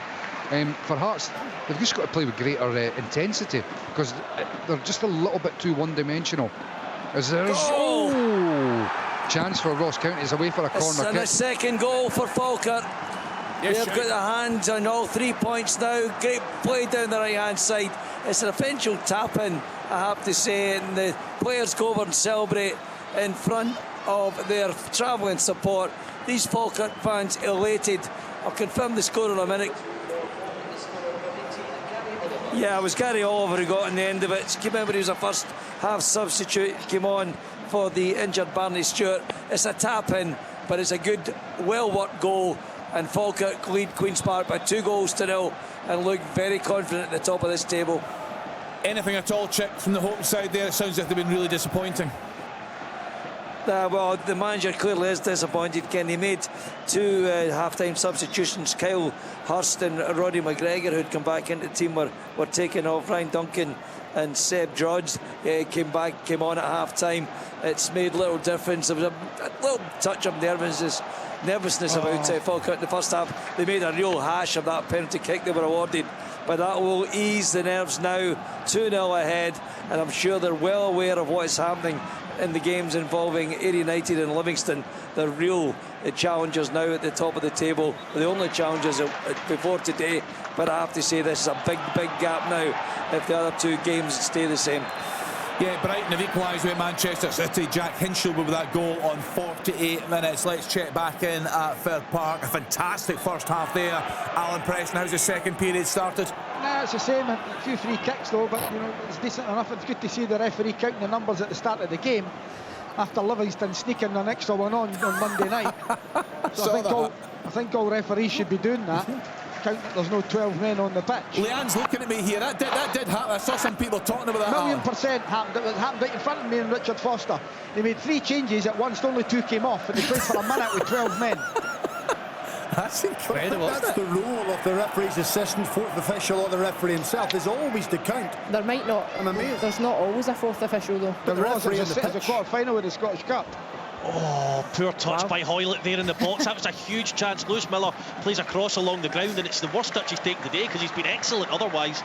Really heavy touch. If it was any better, he would have got a strike and goal. Kilmarnock looked to make changes. I think Watson and Tolworth are stripped, and Dava's just been booked after getting caught wrong side of Hoylett. So we'll see what the changes look like when he does make them. But he's obviously not happy, Derek McInnes. That would normally happen 15 minutes after half-time. 4 or 5 minutes in, he's got them stripped and ready to go. Well, 12 men, it was maybe one of those formations that Barry Ferguson was playing on Thursday night. Yeah, that clip has gone viral, hasn't it? If anyone's not seen that. Michael's never made a mistake in his life. Come on! That's a laugh. Brother. That's a laugh. Come on, Barry. I mean, Derek. Did you forget he was on, Michael? No. Only joking. I'm not got him. It was a laugh. And the first time you might have heard a sweary word on radio, but I held myself back. Come on, you must have laughed as well, Derek. I think that's a no. Fergie thought the Put formation it was as right. he's as daft as me, so he is. I tell you what, you've done well to pin him down. Have you know, Kenny, me and you have been trying to pin him down the last 2. You've done well. Do you know what, Darren? I'll say this, just a quick story, but just I remember a few years ago, as you know, a pal of mine, he had terminal cancer, couldn't get to the Rangers games anymore. He was going through a horrendous time, obviously, and yourself and Barry come up to the house and did an amazing night with him, and it was just an absolute joy. It gave him some pleasure before he passed a few weeks later. But, you know, you guys did a great job that night, and you'll be delighted to see, we touched on this last week, delighted to see Barry in there. And yeah, we saw that clip speaking about the formations, but his head must have been scrambled because the atmosphere inside that stadium on Thursday night was incredible. Yeah, and Kenny, what he's bringing to the party is that passion, that drive. You can see how much it means to him. So, you know, we have never claimed the Fergusons to be the best. Definitely regretted. We love our football and we're passionate about it. Absolutely. He definitely regretted the next morning being in Leon Balogun's back, though. That's for sure. That is for sure. I like the touch of class from Josie Mourinho. Went all the way around the pitch end of the game, went to the way fans in the corner, and then he come over and he clapped the main stand. You know, to say. There's another clip that he was in the dressing room as well. Yeah, fantastic. Yeah, class act. I mean, he was box office. I just hope Michael Stewart's inch perfect the rest of this show. I'll be listening in very closely. Let's hope that line stays intact. Then if Hill don't want Derek dropping off when it gets to the good bit. Right, okay. And Derek, in terms of that first half performance, we've got a Thistle fan joining us later in the programme. She will be absolutely delighted with the sounds of it. Yeah, 2 cracking goals as well in that first half. Logan Chubb, big Luke Macbeth. I don't know too much about him, but he's a big central defender. Wonderful technique. He's actually a midfielder, Derek. Is he? Right. Yeah. Came for the juniors. He's a big lad. He's a big lad, but you can see he can play a little bit. Right, there you go. Don't worry, Derek. There's a 50% chance that we might hear you when I make a mistake. No, they've been well worth their 2-goal lead, Thistle. I was expecting a little more from Ayr United. They're still struggling at the moment. Derek, they are Thistle, sorry, they are back 3, they are back 4. 3. 3, yeah. So They've made that adjustment, Brian and Mark, since they've taken over. I think it suits them, to be fair, and I think the partnership up top between Brian Graham and Logan Chalmers actually complement each other really well. They've been excellent. We know how tough Stephen is to come through that playoff system, you know, if they finish fourth. But do you think getting to securing that playoff spot would be enough for these guys to get the job? Well, it's probably what's cost Chris Doolan's job over the last number of weeks, is because they've got into the playoffs twice, Kenny. And the Ross County one will live with him for the rest of his life, not seeing that game out. Last year going out to Wraith Rovers, then this year it looks like they're going to finish fourth again, and they're going to have to go that long route, whether they have the legs, whether they have the energy, whether they have the squad to do that. But it's a huge ask. I still always favour the team from the top flight. I just think they've got better quality. I think whether it's Ross County, whether it's St Johnstone, whether it's Dundee, I still think they'll be good enough over 2 legs to go and beat whoever finishes the winners of the playoffs from the championship. There's not been any other update, Kenny, has there, with regards to our sporting director at Partick Thistle? Because I know that was part of the reason why they've extended the interim period with the management team, is they've prioritised the recruitment of a sporting director. I want a name. Sometimes you get a name. Let me put one to you. You're going to put, but go ahead. Yeah, because he's in here at 5:30 tonight. Ian McCall is in later on tonight. Put yourself forward for it as well. Of course he will. Of course he will. I wonder, look, if that's been a conversation or not. I mean, Ian McCall would be an obvious choice and obvious candidate. But has there been discussions? Has he been contacted? Is there a real urgency to find a sporting director, or is that just the line that the club are feeding just now to allow Brian and Mark to continue in this interim period and see how well they actually do without making any rash decisions? Well, they're doing a good job today, that's for sure. would be the perfect one for it, but do they actually need one? That's the question I would ask. Well, it's just spending more money, Alan, isn't it, in a position where it could actually go into the team as opposed to the sporting director, you would think. Maybe need a good agent, Alan. There we go. Just to take control of the whole situation. Not many of them going to be willing. They don't come cheap, that's for sure. No, they don't. Peterhead 1, Edinburgh City. It's a goal, it's 3-0. Oh my goodness. Oh, it's all over here now. What a lovely, lovely finish by Calvin Miller. Break down the right hand side. He opened his body. He drew the goalkeeper and with his left foot put it round him and into the back of the net. Queen's Park being dismantled now. Callum Davidson just looks away in major disappointment down there, hands in his pockets, and Falkirk are thundering to all 3 points, and at this stage I would have to say the title in the championship itself and a probable return to the Premier League. It is Queen's Park 0, Falkirk 3. Yeah, absolutely cruising today, Leanne. Actually, that'll be the thing we're doing later on. We played out between 5:30 and 7 o'clock. We sat down with Scott Arthur. Just some quick-fire questions. One of the questions was the best managers he's played under. You know, he's played under Sean Dyche, he's played under Yogi Hughes, but he said he actually couldn't choose his favourite manager, his best manager, but he said he's been so impressed the short spell he's had with John McGlynn. He does a terrific job there. Brilliant job, yeah, so impressive. And look, Falkirk looked today, based on those other scorelines, that the championship title will be theirs. And it will be thoroughly deserved when it comes. I think the invincible season last season, I think, to come up, and of course they were in a stronghold position, just because I think their squad last season was a clearly far superior squad than the league that they were operating within. But to come up, the performances, the identity. Also, I think John McGlynn, he's had to be agile, he's had to adapt at points this season. He's changed his system, he's looked to try and get the best out of his players. He's brought in the likes of Barney Stewart up top, an unknown player, I think, from Heriot Watt. Has come in, he's had to find a system that suits him, try and get the best out of him, and then balance the talented group that he's got. Then obviously the issues with Callum Morrison during the transfer window, a big player for them. There's been a lot to the season as well, and then the contenders in Ayr United and Livingston, who have put up a brilliant fight and have certainly been pushing them all the way. If they get, which I do honestly think, looking at today, it's all but done, they will deserve it. John McGlynn, fantastic, and he's adapted, I think, in his managerial career as well. Hasn't always played the football that he plays. He's always learned and looked to try and better himself, and he deserves nothing more than every good thing that comes his way. Yeah, I watched them last year in League One quite a lot, and I just thought, well, they're good because the rest aren't so good. But that was maybe doing them a disservice, because they've stepped up this year, Kenny, and they've just continued it on. They've just started the season. There's so many good players. I mean, you talk about football being pleasing on the eye. They like to play, and sometimes they overplay, but they're a really good watch. And I think they'll make a great addition to the Scottish Premiership. It's his detail, Craigs, though, I think was the big thing, like on and off the pitch. I mean, you hear people speaking about him. Scott Arfield, clearly the impact is more so going to be probably his training sessions and how he plans and how he prepares the team. But you listen to him anytime we speak to him post-match in a championship game on a Friday, you ask him what his weekend looks like. He's got his staff covering all different games in Scottish football.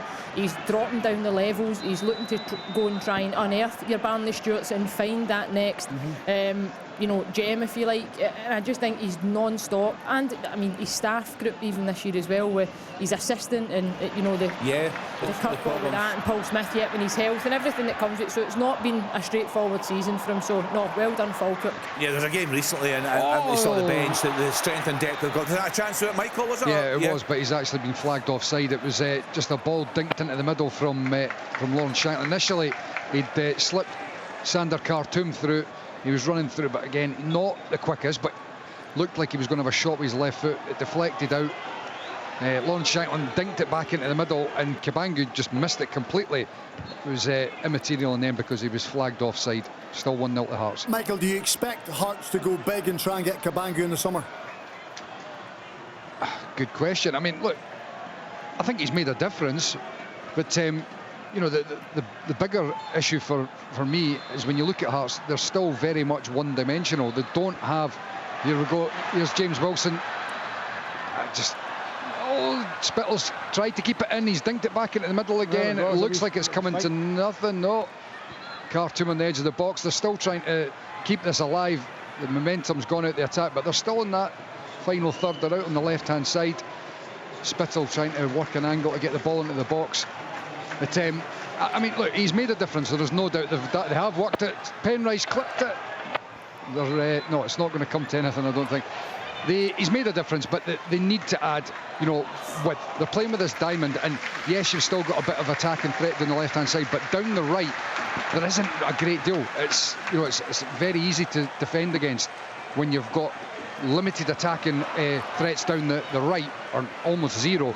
You've got Penrice down the left. You've now got a little bit of pace with Cabangu up top, and Wilson will stretch the game, but still, they are limited as a team. So rather than looking to try to put all your eggs in one basket with Cabangu, yes, try and get them, but I think if you can recruit in these other areas, you can perhaps look to strengthen the squad overall. I just wonder, Michael, if it's a loan with an obligation, that they may already have just tied that up. You don't know about that, and I also think that from what I know in that Hearts, well, Scoop's telling me that it is almost a done deal apparently, Al. So there you go. But yeah, I mean, look, well, here we go. You've just said that they're looking to get wingers. Well, thank goodness. And they need a right back. Thank goodness. But the incredible thing is, how long have we been talking about this, Al? Oh, years. So when you look at it, it's not even as if there are many options. There's almost zero options. They just don't have that type of player, which then feeds into the one-dimensional play. Yeah, I should just put a name on that. Scoop is Brian McLaughlin. He's across all things Hearts. He knows what's going on there. Scoop. Oh, you're so affectionate, Kenny. I try my best. And I have to say, most people. I have to say, Kenny, didn't he sound great on Sort of Hearts, or doesn't he sound good, Brian, on that? He's really good. Yeah. If you listen to the podcast, Kenny, honestly, absolutely brilliant. And the breaking news that came yesterday at the end from Martin Geiser has left me hanging till next weekend. I can't wait to listen to it. Yes, we know what's happening next, don't we? Well, I don't want to say, but yes, I know what's happening next. Yes, stay tuned to that podcast. It's great. East Fife nil, Stranraer 2. Darren Langley's second goal in 64 minutes. Bonnyrigg Rose have equalised at home to Stirling Albion. Brog Watson on 66 minutes. Let's get to Willie Miller. Kenny, can I just say, just quickly, on you go, Chip. Yeah, treble substitution from John McGunn you're just talking about, and as the big hitters have been taken off, Ethan Ross, Calvin Miller and Scott Arfield have all gone off. Miller, Thompson, Aidan Nisbet and Alfredo Aguiman have come on, so they do have options. We talked about that just before the game, but there's so much in command of this football match now, and they're actually ripping Queen's Park are really ripping them apart. There's another corner kick, still 3-0. Right, Chick, I'm going to jump in here. Arna looks like a serious injury concern there at Fir Park. Yeah, it does, and it's Iakoviti is the one that he's been yellow carded for that. The doctor's over it. I don't know if he's out flat. The stretcher's been called, It doesn't look good at all. There looks to be real concern on the face of Andy Halliday. They're screaming for some help to come across. I think it's a St Mirren player that's down. So you said it's Iacovitti. Iacovetti's actually walking about. No, Iacovitti, I know it's not him, but he's the one. He's been yellow carded for an incident, but this incident has just happened right in front of me, right in front of the main stand here. There's a St Mirren player that's down. Yeah, it's just when we saw the reaction there of some of the Motherwell players and screaming for some help to come on there. So we'll bring you an update on that concerning scenes. A couple of changes about to happen here at Hearts. George Grant and Cal Neuenhoff are both coming on. Sander Khartoum is coming off and just waiting for the board to go up for the second one, and Spittle. So Grant and Neuenhoff on, and Spittle and Khartoum are off. Thanks so to it'll Michael. be a like for like. It'll be the same system. Right, Livingston have equalised with Airdrie. Danny Wilson with that goal on 67 minutes. So we'll keep you updated on what's happening there at Fir Park. There's a delay at the moment. Let's get back to Willie Miller at McDermott Park. What's happening? My goodness me, Dylan Levitt from the edge of the box flashes just wide. Hibs are all over Kilmarnock at the moment. Kilmarnock have made those changes, but my goodness, I thought that was arrowing right into the corner. They've not improved much, Kilmarnock, I have to say, since they've made the changes. And Davas went to left centre back, and Dees and Armstrong went off for Watson and Polworth. Bowie's went off and Dwight Gales came on, but Hibs really looking good for this now. Still 1-0. Yeah, they're going very nicely there indeed. Willie, what's happening at McDermott Park? I'm really enjoying the show, Kenny. I think it's brilliant. I think Derek and Michael, that little spat has kept me on the edge of my seat. You would have been really surprised that Shayden Morris having been withdrawn a few minutes ago as well, I would imagine, after his afternoon performance. I think we should just settle, or Jimmy Talleen should just settle that he's an impact sub and just keep him on the bench. Some players are just like that, Willie, aren't they? Willie, how do you solve that problem then? You know, how do you sell that to the player? How do you deal with that? Because you're saying, I put you on as a sub, you play well, I start you next week and I've got to take you back off again. So there's something missing there from him as an individual. Yeah, I think you just tell him. Craigs, I think you just tell him. I mean, his performance here this afternoon, it's been anonymous. He's done nothing and he's got a lot of talent, and that's a frustrating thing. But he seems to have, and you know, there has been players obviously over the years that, you know, have been really good subs, impact players when the pace maybe you know, drops a bit, comes on, and you know, his pace is frightening. It's very difficult to defend against. But when he starts games, he just doesn't seem to produce it. So I'm not sure what you actually say to him, other than perhaps, just by the post, good cross in from Palaversa. It's a header. I'm not too sure who got on it. It was one of the two centre backs. But it's just slid by the post. But it's frustrating when you know that there is talent there. Just tell them the game kicked off at 2 o'clock. Well, Callum Davis, it's just a yellow suggest card, that, Jimmy. Yeah. Oh, getting a bit frustrated there, is he, Chip? Yeah, he is. It was a free kick that was awarded. In fact, the free kick, he actually got the free kick and still complained to the referee who came across and gets flashed a yellow card at him. So, I mean, Queen's Park just haven't been in this in the second half. It's all Falkirk. And of course, that goal you talked about, Kenny's narrowed their lead to 8 points, given that Livingston are currently getting a point out of that match. Yeah, still that delay goes on at Fir Park, Alan. It is, Kenny, yeah. As I said to you, Iacovitti was involved. There's 3 or 4 men coming together. Iacovitti very aggressive. I think he's clattered into the back. I think it's Mark O'Hara. Is that? Yeah, it's clattered. Seemed to clatter into the back. It must be, because the player about to come on is Oisin Smith, who's going to play in midfield. That's a real worry. Spotted Killian Phillips. O'Hara's still there. Yeah, appeared to be treating it as a spinal injury. The St Mirren dugout don't look happy though, Alan. I don't know if it's maybe the fact that Iacovitti was booked. We've not seen the challenge again. He's had about 4 or 5 challenges in this. He should have been booked in the first half. Iacovitti was very fortunate. Should have been 3, Kenny, for Thistle. That was Josh Reid just cutting in left hand side on his right foot. He's beat it was on the goal line that it cleared it, but no, Ayr offered very little. Thistle in command and unlucky not to go 3 up. Yeah, great afternoon for Partick Thistle. Alloa fighting back against Queen of the South. Luke Rankin with the goal in 69 minutes. Queens 3, Alloa 2. Everton 0, West Ham United 1. Thomas Suchek with that goal on 67 minutes. So the player is just getting stretchered off there at Fir Park, Alan. Boyd Munce, I think it is. Horrendous, really sad. Hopefully he's okay. It's horrible to see. He's just been taken away just now.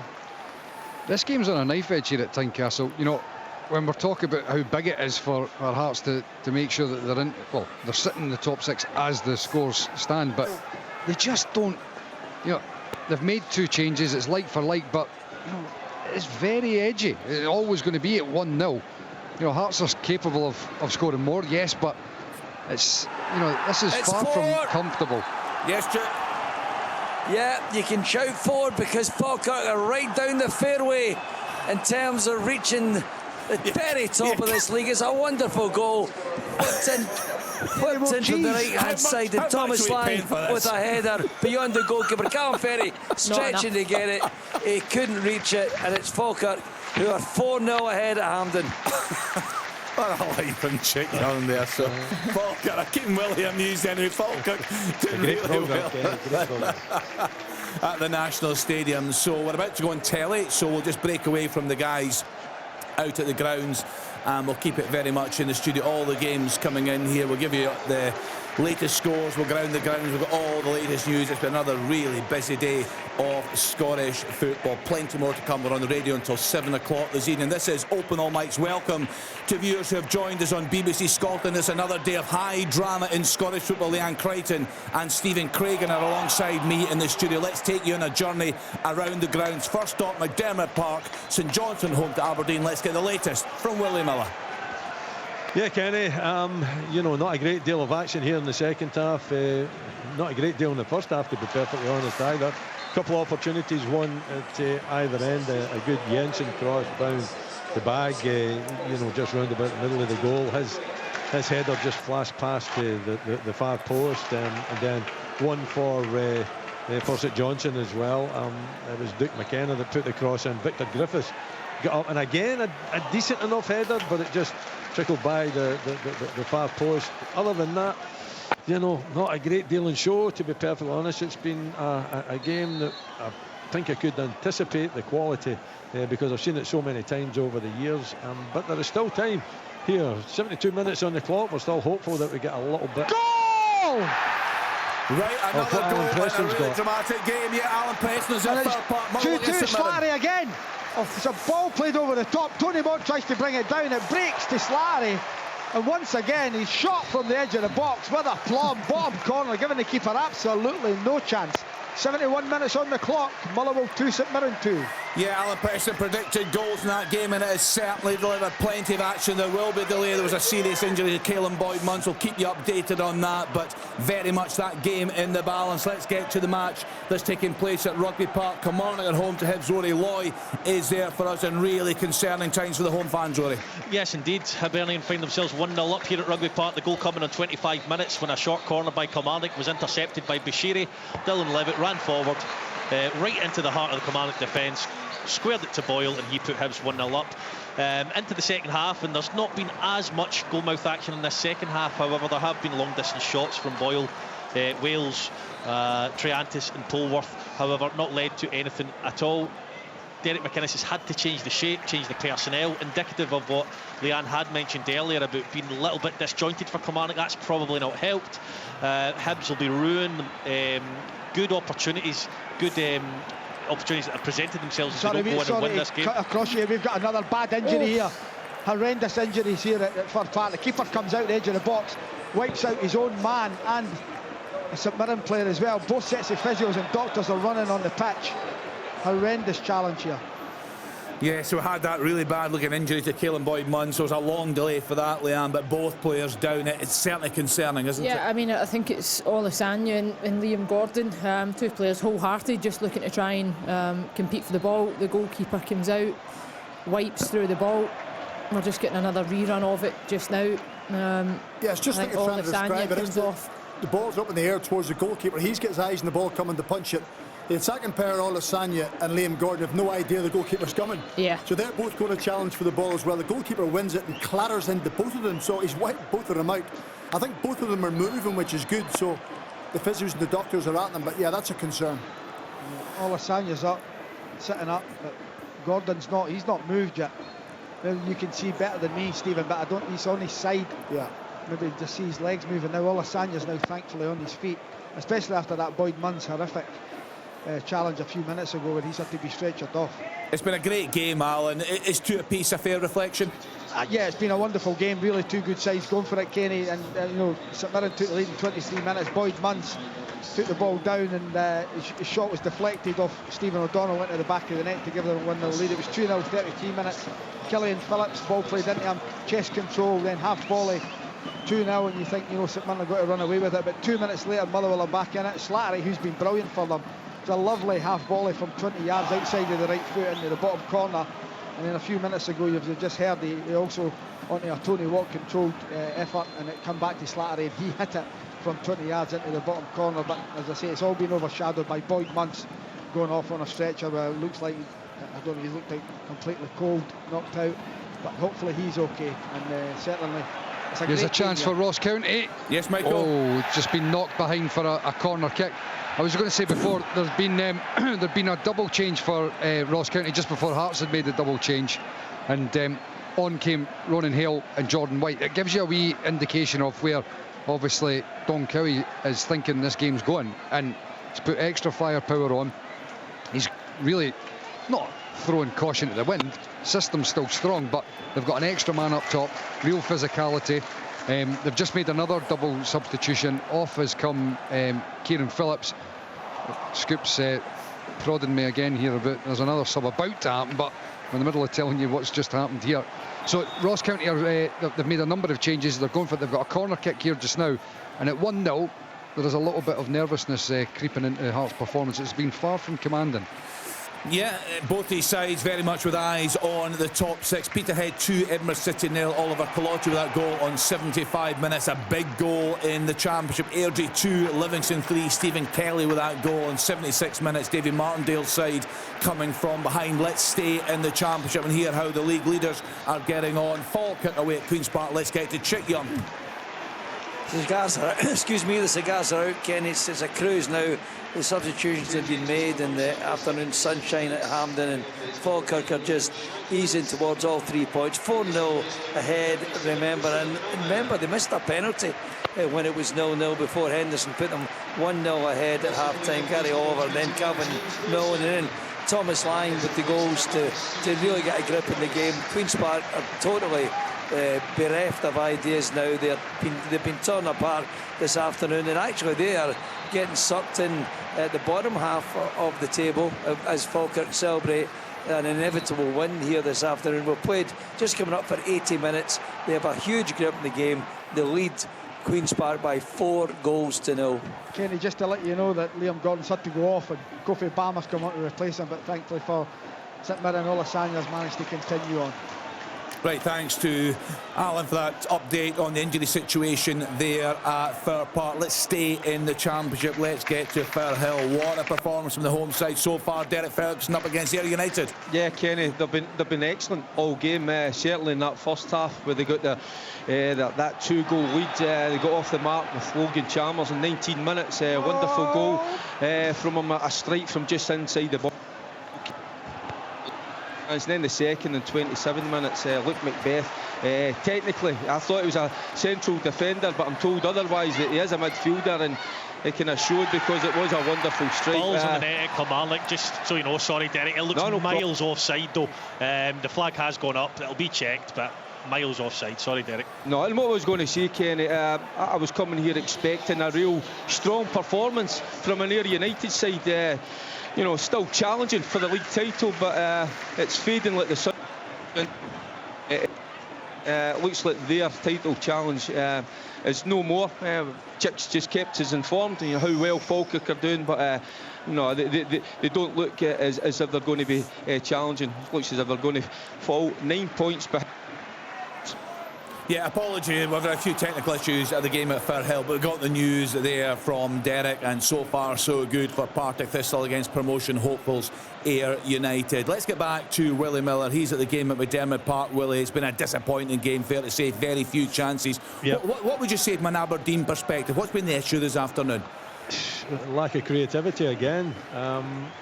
You know, they've had plenty of the ball in the second half, but they don't seem to have the players that you know, can find that creative spark. The Papagay has come on for the bag, so you know the bag hasn't been looking like it in the box. Kevin Nisbet, to be perfectly honest, hasn't been looking like it, although he's had 3 strikes at goal, 1 blocked and 2 saved. You know, so at least he's making an effort. But the game is lacking creativity and quality. You know, effort, yes, but you know, the finer points of the game just hasn't been there. So from an Aberdeen point of view, you know, it's just looking for that little bit of something special, a player that's going to produce something that's going to create an opportunity. And they don't have it. And it's the same for St Johnstone. You know, both sides, both managers have made changes. For me, it's too hectic. The ball is being delivered back to front too quickly. You know, you need to think about the game as well. I think energy is really important, but thoughtfulness is important too. And just running about, clattering into people is not the way to play the game. So, plenty of energy, but it's just that creativity, that quality just hasn't been there so far. Yeah, thanks to Willie. Offside Stephen confirmed, just so you know, Kenny. Still, Kilmarnock 0, Hibs 1. Thanks to Rory down there at Rugby Park. Stephen, we were speaking with Simo Valakari. You know him well. You played with him at Motherwell. They had that big chance in the first half. It feels like a big game for them today. But whatever happens, even if they get a point, they're keeping themselves in there and putting some pressure. And indeed, have got the derby, of course, tomorrow. Yeah, well, I think it's hugely important when you're bottom of the table just to keep the points tally ticking over. The last thing you want to be doing is getting the home game pre-split. Oh, by the way, what a block from Steinwender. I tell you, there was a ball getting played down the line from Josh Nisbet. There was about 3 Ross County players that were trying to run in behind, and Steinwender somehow managed to get his big toe on it. If he didn't get the block, they were through on goal. Simple ball down the line, and it would have been straight through on goal. Great block from the big Austrian. I just waiting for a replay to come in of that one in the studio, Leanne. Yeah, no, he reads the game really well. Caught it just in the first instance there, as Michael was describing it. Was ball down the side, but he takes his line, he reads the game really well, and outstretched manages to just clear the danger. He's been good for Hearts. Yeah, I mean, he's probably been the... I mean, I've said it enough. It's been flat, it's been pedestrian, they've not created loads, but Steinwender's is defended well, and he's been a good addition for Hearts. Back to St Johnstone, Stephen. He seems to have found a system that works for the Saints, doesn't he, Simo Valakari? He has, and sometimes as a manager it might go against your principles of how you want to see the game played, or a system or a style, but when you're at bottom of the table, it's simply about finding a way, first of all, where you can be competitive, you can stop leaking goals, and then you can carry a threat at the top end of the pitch. We all know he's got 3 attacking players in Sidibe and Kirk and Kimpioka who can score goals and pose problems, but 5 clean sheets in their last 9 games coming into today certainly shows that they've worked hard on the defensive side of the game. But it's stage like today, Kenny, when you're home to Aberdeen, it's 0-0. Can you go nick it? Can you get 3 points to really give yourself a huge boost and potentially put a lot of pressure on Dundee tomorrow? Yeah, and not just Dundee, Rory Lloyd, of course. Kilmarnock getting drawn into this at the bottom of the table as things stand. They'll be, 5 points clear of St Johnstone. As we were saying earlier on, worrying times. You've seen a fair bit of Killie this season. You've had huge concerns over the defensive weaknesses. Yeah, absolutely. And you look at the one goal that separates the sides today, and it is, you know, serious defensive disorganisation. I know it comes from a set play or a corner for Kilmarnock, but that setup should never happen. A 3-on-1, the full length of the pitch, Hibs ran, Dylan Levitt carried the ball, should never ever have happened. So that's what's separating the sides. Other than that, you know, it's been nip and tuck. Hibs have been better in the second half, so that's going to cost them potentially any points today. So I would be slightly concerned, and the Kilmarnock fans, the home support, have grown slightly frustrated. There's been a lot of changes in personnel as well. I don't know if Derek McInnes knows at this stage of the season his best side with Matty Kennedy coming back, his best shape. He's played 4-4-2 a lot of the season. He's now, you know, he's going to a 3 at the back. You get Fraser Murray playing at full-back. You've got Ndaba in midfield. They're getting moved around the pitch constantly. Fraser Murray must have played every position on the park at some point this season. So, yeah, concerning times. They need to get a win, and they need to get it soon. Yeah, that's for Hibernia, and we've spoken a lot, Leanne, in this programme about the comeback in recent months after a poor start for David Gray. What a job he has been doing there now in Port. Yes, Willie? Can't start a fire without a spark has been sung at this ground this afternoon. There is no spark out there. I think it's pretty apt for the fans to actually notice if they say and agree with me. Start playing Show Me the Way to Go Home. I think Willie would take that now, would you not, Willie? And the early exit has been a dreadful game, hasn't it? It has. Just toothless, Willie? Yeah, pretty much, Michael. Yeah, you know, I would suggest that would be a good way of describing it. I thought that perhaps the new strike force, the Bag and Nisbet, would kind of ignite and is Ockles playing again today? It's what? Was Ockles playing again today? No, he's on a sub, but not done much at all. He's not, is he? No, out here now. He's not done anything really to kind of inspire you that he's going to be a player that's going to, you know, change the fortunes of Aberdeen. That's for sure. Sockler's on now. So, you know, it's a different Sockler and Papagay up front. So it's a big squad Aberdeen have got. Yeah. I mean, he's been well supported, Jimmy, with the board. Do you like Knoster and Tobers at the back? I do. Yeah, I do. I've got to say that the first few games I saw Tobers, he got caught and made a couple of mistakes, but his overall play I thought looked quite good, and Knoster looks really good. Yeah, he's got a sweet left foot. Another couple of head knocks again, I'm afraid. Right, let's get back to the game at Fair Park. It's going to be a fair old time before this one finishes, Alan.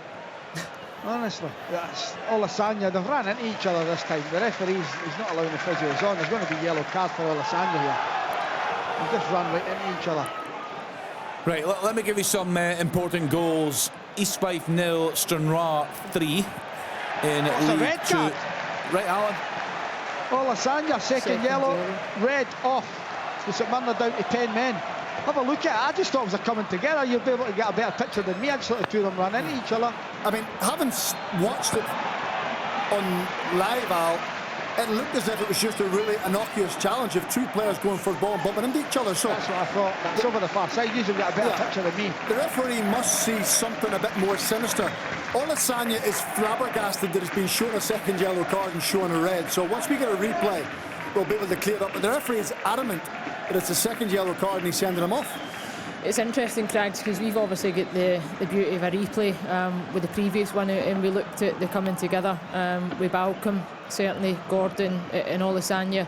And Olasanya is quite naughty in the sense that there's a slight push. Now, there's a lot of chat clearly going on in the referee's ear around that instant. The VAR team would have been looking at it. They clearly can't intervene when it comes to a yellow, but you just wonder if that's perhaps been in his mind. I mean, that's never a second yellow. We're just seeing it now. But cannot be a yellow you just card. wonder if that type of conversation, perhaps looking at it, I don't know what he's given me. No. What he's seen. Yeah. He must think he throws a fist or a punch, but the two of them, literally, Alan, as you described, the two of them just bump into each other. Coming together. Yeah. They bump into each other. There's no malice from Toyosi Olasanya. Having said that, a Motherwell fan has got in touch saying sorry to be a pest, but how have St Mirren still got 11 men in the pitch? Does it look as obvious in the studio, leaving a lot on the Motherwell players, according to this Motherwell fan today? It's certainly been a physical game there. A really good game. Well, here's lots a chance. Goals there. Yes, Michael. What a save! What a save from Amisa. It's a cutback from Alan Forrester. He got slipped into the byline. He pulled it back, and Drama steps onto it. Not the cleanest of strikes, but he's got enough on it. And Amisa changes direction back where it came for it, and he gets a strong wrist on it. What a save. I actually think he needs to do better with the finish. It's a That's what I'm saying. It's save, not a clean strike, but still got enough on it, you're thinking. The cutback from Alan Forrest is brilliant. Really good, because it's all he can do. The pass is an awkward one. It's a bouncing ball. He controls it. He's so precise. Good save with the goalkeeper. Is it slightly behind him? No, it's not. No, he comes up to it perfectly. I think he needs to find a corner with that, Craigs. Yeah. Right, let me catch up some goals. So Airdrie have equalised at home to Livingston. McStraven with that late goal on 85 minutes. The League One leaders are both pegged back by bottom side. Dumbarton totally adrift at the bottom, but Michael Ruth has got a late equalise there, one apiece. That goal coming on 86 minutes. Morton, they're still in with a shout off that final playoff spot. They're 1-0 up away at Hamilton Acres. Cameron Kay on 86 it's the second minutes. goal for Hearts. Yes, Michael. George Grant's poked in at the back of the net. It was Musa Drama that got the run on Campbell down the line. He played it across the goal. George Grant sliding in at the near post. He's able to poke it into the back of the net and kill the game off. 2-0 to Hearts. Right, we're going to come back there. Did you see, is there a check going on there at Rugby Park Road? There was, and I initially thought it might be a penalty. It was Dwight Gale that was pulled, but Kevin Clancy has since just waved play on. It got announced over the channel as a penalty check, but took maybe 30 seconds, but play's been waved on. It remains Kilmarnock 0, Hibs 1. If Rhiannon and Stephen are saying that's not a we should be looking at this. Second yellow card can't be looked at. Yeah. This has to be looked, honestly. If you're telling me it's not, I didn't think it was, but You've got to... That's a good point. And the SFA listening to the programme, I wonder if that's something you can do as an organisation, and you can put that into your walls, or could they put that amendment in themselves, or they all have to go with the same? I think as long as it included a red card. Yellow cards on their own, no, but if it's a second yellow that leads to a red, I think you should then be able to look back at the second yellow card and see if it's worthy or not of a red card. Kenny, I literally brought this up when VAR was introduced. Right. And the pushback I got from folk was, well, what happens if the first yellow card's dodgy? And look, it's a far from ideal, flawed system. But when you have situations like this where the second yellow card is leading to somebody getting sent off, I don't think there's anybody that should be pushing against that. I think everybody should be in favour of looking at it, because you can't even appeal it. You can't even appeal. No. You know, and you look at what's on the line today with this game in particular. 2-2, two sides that are fighting it out, looking for top six. It's not like these decisions don't matter. And every challenge that's happened in a very physical encounter that you've witnessed this afternoon, Alan, between these sides, that is the furthest thing from a yellow card that you'll see. Well, there's been worse tackles in this game, or worse collisions, that haven't been rewarded with a yellow card, and the referee hasn't booked people. So how he's come up with that, you talk about inconsistencies, and I agree inconsistency can go between referee to referee, but not from a referee within the same game. Yeah. That's the biggest concern. But I'm telling you, anybody else on this programme who sees that yellow card tonight will say, not a chance, embarrassing. Right, some late goals. Cove Rangers a quick-fire double. Ryan Harrington on 88, Quinn Coulson on 92 apiece now away at Montrose, and just confirmation of that goal coming through for Hearts. And George Grant with that goal surely wraps things up 2-0 at home to Ross County. You guys were speaking before the game. You said about disaster if Hearts don't finish in the top six. Let me just tell you, sorry, Kenny. Yeah. Idoru's come on as a sub, and he's just been subbed. He's literally just came on, and they've taken him off.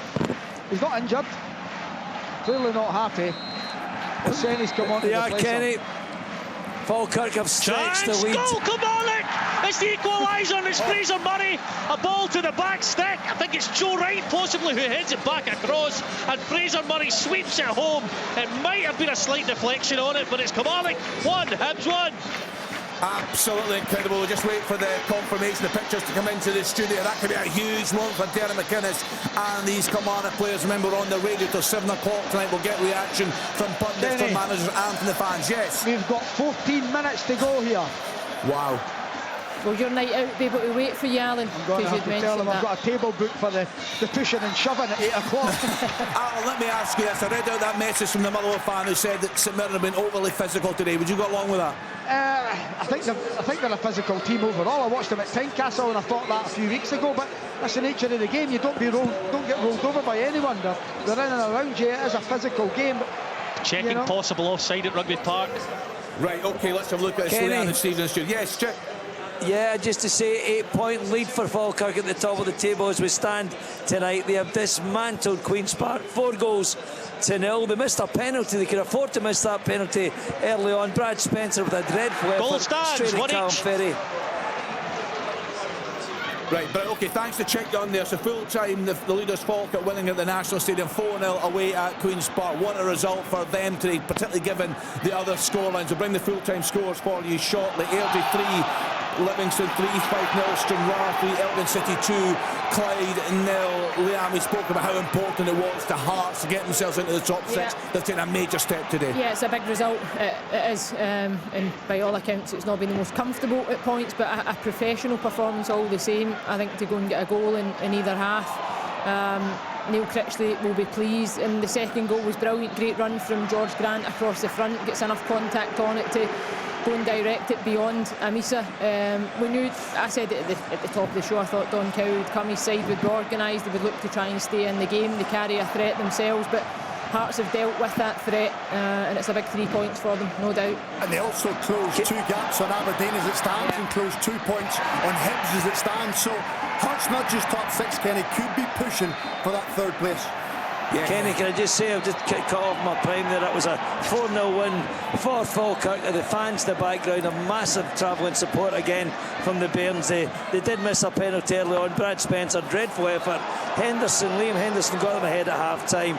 Gary Oliver made it 2-0. Calvin Miller, who was outstanding in this game, made it 3-0. And then Thomas Lang, 4-0 for the Bairns. The players are taking a bow in front of the supporters right now. Thanks to Chick Young. Big Full result time for the at Bairns. Tynecastle as well, Kenny. 2-0 to the home side. Yeah, really big result there. They move into the top 6. Yeah, penalty check at Rugby Park. Rory Lloyd. Yeah, it was for Bruce Anderson, the guy on the mic. He likes announcing a penalty check and then immediately announcing that there's no penalty. It was Bruce Anderson. He was cutting in from the side. It didn't look a penalty, to be fair. He went down. It would have been really soft, so it's no penalty. But there was 5 minutes added on. A lot of that's been taken up with a goal and some checks, so probably got 2 or 3 minutes left to play here at 1 each. Yeah, huge game. Fair play to Kilmarnock, fighting their way back into that. It's been a strange old season for them. Of course, they had Europe early in the campaign. That took its toll, but Fraser didn't see Murray it coming, goal. Kenny, I have to say. I didn't fancy it to get back in it. So, you know, Fraser Murray's plugged away all day. You get in the right place at the right time. It was a good header back, and you just never know. They're throwing everything at it now. Bruce Anderson and his Cameron up front. So it's such a disappointing one, Stephen, isn't it, for Hibs as well? Because if they come off the pitch today with a win and they find that Aberdeen haven't taken all 3 points, Dundee United have got a derby tomorrow, that race their third, they put themselves absolutely in pole position. That's it, Kenny. 0-0 here at McDermott. Oh, come on, Willie. Somebody drive up to Perth and give that man a cuddle. Are you all right, Willie? Are you all right? I'm coping. That's a bit. How bad was that game? I could put forward. Well, I mean, did you see any of it? To be honest, did it get any of your attention in the studio? No, we'll get the 4 games coming in the studio, and I don't think I watched 10 seconds of it. Full-time whistle at Firhill. Kenny, Partick Thistle 2, Ayr United 0, a cruise. Yeah, you just show no highlights at all of a game on Sports Day. Let me do that. Well, I don't know how. I mean, they might get a minute out there tonight, Willie, but we saw that big chance for St George in the first half. That was really it, wasn't it? That was it. Kenny, there was virtually nothing for the goalkeepers to do. You know, a couple of headers, a couple of shots, tamely easily taken, 10 shots. No, it was so disappointing. The quality was just not there. The energy, absolutely good energy, and the managers can be happy with that. But as far as quality in football is concerned, you have got to think about the game, and there was no thoughtful players out there this afternoon. That's why it was so disappointing. Nice and it finished 0-0. Nice drive up the road, though. It's a nice night for him. It's a beautiful night. Listen, it's been great watching all the games today. Terrific. Just seen Sima Valakari, the pictures coming into the studio there, just going round his players. Of course, they had that fantastic result in the Cup, that semi-final now to look forward to against Celtic, but plenty of work to be done for them in terms of hanging on to the top flight status, but they've made a good go of it in recent weeks. Definite signs of improvement there, but a disappointing game today, but they had that big chance in the first half there. Aberdeen, very, very disappointing. What a result for Hearts today, beating Ross County at home. They are into the top 6. A long delay, as Alan was telling us. We'll get back to him at Fir Park, but let's get to the game at Rugby Park. What's happening there now, Rory Loy? It's a drop ball. The referee Kevin Clancy just gave it to Lewis Miller because there was an injury right up the other end of the park, and that is full time. Kenny, it finishes here. Kilmarnock with a last gasp equaliser 1, Hibernian 1. Yeah, just sitting there, Stephen. It's a tough one for the Hibs. They seem to be in control of that game for long periods. That equaliser coming there in stoppage time. I think that's what will really frustrate David Gray, that according to Rory and the game we're watching as well on the monitors, Hibs were the dominant team. They looked the most likely to get the second goal if it was going to be one. And saying that, David Gray will probably look back over their 16 game unbeaten run and think, we didn't always play well, we weren't always maybe the best team, but we found a way to win. So maybe today it's caught up with them a little bit, but ultimately after losing last weekend against Celtic, to come today he will have wanted a strong performance to make sure that defeat didn't deflect away from what they're trying to achieve. So yes, he'll be disappointed having dropped 2 points, but I think performance-wise he'll be pleased. What about Rory from Kilmarnock? We've just seen pictures of Derek McInnes there down at Rugby Park. Was he fortunate to get a point from that today? It sounded for long spells that they just weren't in it. You there, Rory? Sorry, Kenny. Sorry, just on that, the fact that that's now Kilmarnock 7 points behind Hearts, with 3 games to go, and Kilmarnock go to Celtic last day of the season. So there's a picture just of Derek McInnes on the monitor there, almost looking a little bit disillusioned in the middle of the pitch, as if that's the feeling off top 6 isn't coming to Rugby Park this year. So that's a major disappointment after the the lofty season they had last time out. And the truth is, Rory Loy, they haven't deserved it over the season as a whole so far, and again, pretty disappointing today for the home side. Yeah, it was pretty disappointing, I have to say. They didn't play overly poorly in the first half, but Hibs looked so comfortable defensively. And to be honest, Hibs were the masters of their own downfall, because they got into really good positions and opened up opportunities, but just decision making or a poor touch in the final third meant that the chance was gone. If they'd been a little bit more switched on in the final third in the second half, they really could have punished Kilmarnock and taken a couple of goals off them, but they weren't able to do that. And credit to Kilmarnock, Derek McInnes made the subs. I didn't have the feeling that they were going to get back into it. I don't think the crowd did either, I have to say, Kenny. They didn't seem too optimistic. You normally get that little charge of and that little surge of positivity come the last 5 minutes or so. That didn't really come, but out of nowhere, to be totally honest with you, Fraser Murray's swept home the equaliser. So I do think Derek McInnes will feel he's fortunate to get away with one, and he really needs to look at tightening up his defence, because they're finding themselves 1-0 down far too often. Yeah, they still remain in third spot. We'll do the classifieds for you. We'll go through the tables as well. Let's just get round the grounds. We can hear the game going on in the background. Alan telling us a long delay, some real injury concerns there, some serious injuries. You'd have to say it's been full-blooded, certainly at Fir Park this afternoon. So we'll get back to Alan, his shout out as soon as another goal goes in there or anything dramatic happens. We'll be straight to him. But let's get around the games that have finished, but a bit more meat on them. Let's get to the game at McDermott Park. We heard from Willie Miller. St Johnstone 0, Aberdeen 0. So just looking at the Dons, Willie, fourth spot still. They have 43 points. They'll be delighted that Hibs dropped these points late on down at Rugby Park. But Dundee United, of course, have the opportunity tomorrow to go back above Aberdeen. They've got that Dundee derby at home to Dundee at Tannadice tomorrow afternoon. But for these Aberdeen fans, large numbers again fall on their side down the road this afternoon. Well, it's got to be hugely disappointing, perhaps back to what they've seen prior to that resurgence in recent weeks. Hey there, Willie. I am here. Got you now, yep. Yeah. Just woke up. He's in Dundee. Oh, what a show, Kenny. What a show. There's going to be a free kick to St Mirren. We're 22 yards out. Really good play by O'Hara. Cuts inside. I think it's Casey. Casey goes down. Yellow card. Casey brings O'Hara down. Yellow card for Dan Casey. Here's an opportunity for St Mirren, who've defended well. The second half, because of what's happened, has been really stop-start. It's not been as good as the first half. It's been brilliant stuff, though. 2-2 here. But here's a real opportunity for St Mirren. There's a set up for a right footer. O'Hara's over it. Gogic is actually going and stood 1 yard away, 2 yards away from the goalkeeper, who's on his line. This is going to be a really interesting stuff here. It's getting lined up. Yeah, so tight for these top six spots as well. So tight. So we're just seeing the Motherwell wall getting lined up there. Motherwell, of course, improved in recent weeks under Michael Vimmer. Very, very impressive at Ibrox, getting a great result there. And they were behind early on here this afternoon. They were a couple of goals down, but they fought back into this game now. But a late chance for St Mirren that's right on the edge of the box here, Stephen Craig, and it's a big opportunity. It's Oisin yeah, I think it's Oisin Smith. Yeah. He's always fancied himself. Yeah, Oisin Smith's always fancied himself as a technician, whether it's free kicks. He likes to take penalty kicks. I think he takes in-swinging free kicks as well. I could have done that with my Timberlands on. Honestly, it's one of the worst free kicks I've ever seen. Wait till you see it. He hits it. Dreadful. That was dreadful, I have to say. He doesn't even get it off the ground. And he's a specialist. Well, you see, he's Irish. He's from Northern Ireland, so maybe that means something different over there. But certainly, listen, I can hear Willie Miller having a wee chuckle in the background there, Willie. Probably similar to what you've witnessed this afternoon. For these Aberdeen fans getting back to the cars and heading back up the road, huge disappointment today. Yeah, well, just saying that, but Kenny, the football fans have changed, because the Aberdeen fans actually stayed behind and applauded the team. Now, that for me, that shouldn't really happen. I mean, if the performance is poor, then the fans shouldn't be as joyful as they seem to be after the game. After what they've watched for this 95 minutes it was. But anyway, that's a modern what a chance! Gogic could have won it there. It's a really good ball in from Panza from the corner. Gogic climbs high, heads it over. He actually slaps his own head. He's not happy.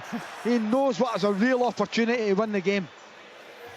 Yeah, that was a big chance there. So we'll let Willie go up there at McDermott Park. Willie, can you not let Alan yourself up the interrupt road? me again?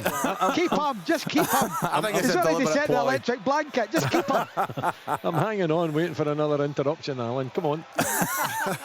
Right, we'll let you go up the road, Willie. Thank you very much indeed. A disappointing game there, you'd have to say. We'll get reaction, hopefully, hear from Jimmy Tleen and Sima Valakari before 5:30. We're on the TV till 5:30, on the radio through until 7 o'clock. We'll get reaction to come from pundits, from managers, and from fans. First up on the fans tonight is actually a St Johnstone supporter. What did they make of that game today? Also a Kilmarnock fan on tonight, Leanne. What will they make of that late point? What hope do they have that they can get themselves away from the bottom of the table? Yeah, I think they'll be frustrated.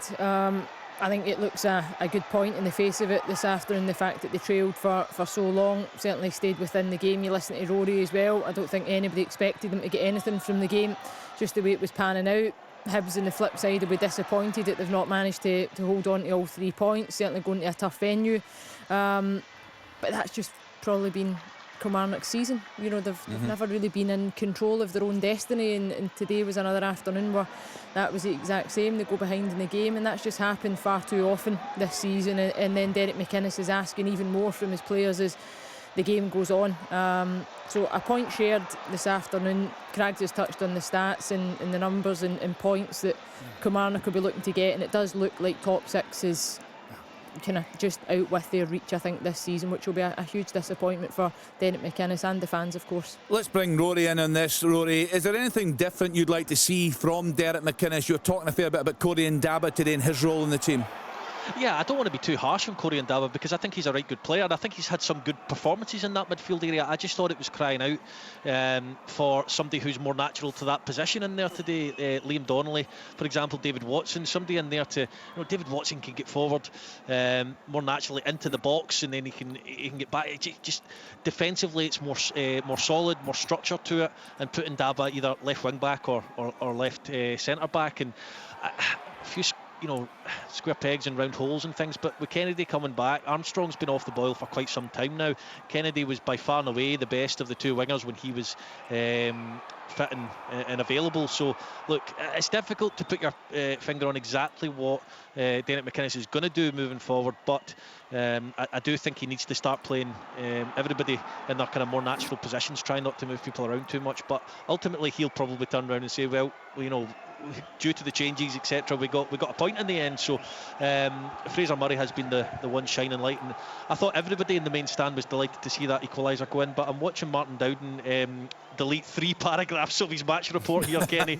He's not particularly pleased about it. That's just due to the number of spelling mistakes. Yeah, you can read that online, the BBC Sports Scotland website later on. Actually, we've just seen the pictures coming out of the studio here. Sima Valakari, hopefully we'll hear from him between now and 5:30. He's speaking to me. He looks fairly happy. A point against Aberdeen today, but they had a big chance to win that game. Kenny, 104 minutes gone. Great game. Motherwell 2, St Mirren 2. Alan, just stay with us and we'll get a bit more detail from you then. It was all action. That first half was absolutely electric, end to end. It was brilliant stuff. Really good stuff. Boyd Munce scored a goal, deflected shot, hit Stephen O'Donnell for 1-0 to St Mirren. It was 2-0, 33 minutes. Gillian Phillips, lovely chest control and a volley into the back of the net. It was 2-1, 35 minutes. Slattery, the first of his 2 goals. Ball drops down outside of his right foot, 20 yards out, bottom corner. That was the scoreline at half-time. Into the second half, a long ball over the top. Tony Watt gets a toe on it and it broke to Slattery, who smashed it home from 20 yards for 2-2. Unfortunately, Boyd Munce was carried off with a real serious challenge. That's why we had 14 minutes of added on time. And then in 85 minutes, Olasanya seen a second yellow for what we don't know, even looking at it on the television. And then Gogic had a chance to win it in the 101st minute. A good ball in Panzer and Gogic header just over the top of the bar. Good stuff here. Hopefully Boyd Munce is okay. Final score, Motherwell 2, St Mirren 2. Yeah, thanks to Alan Preston.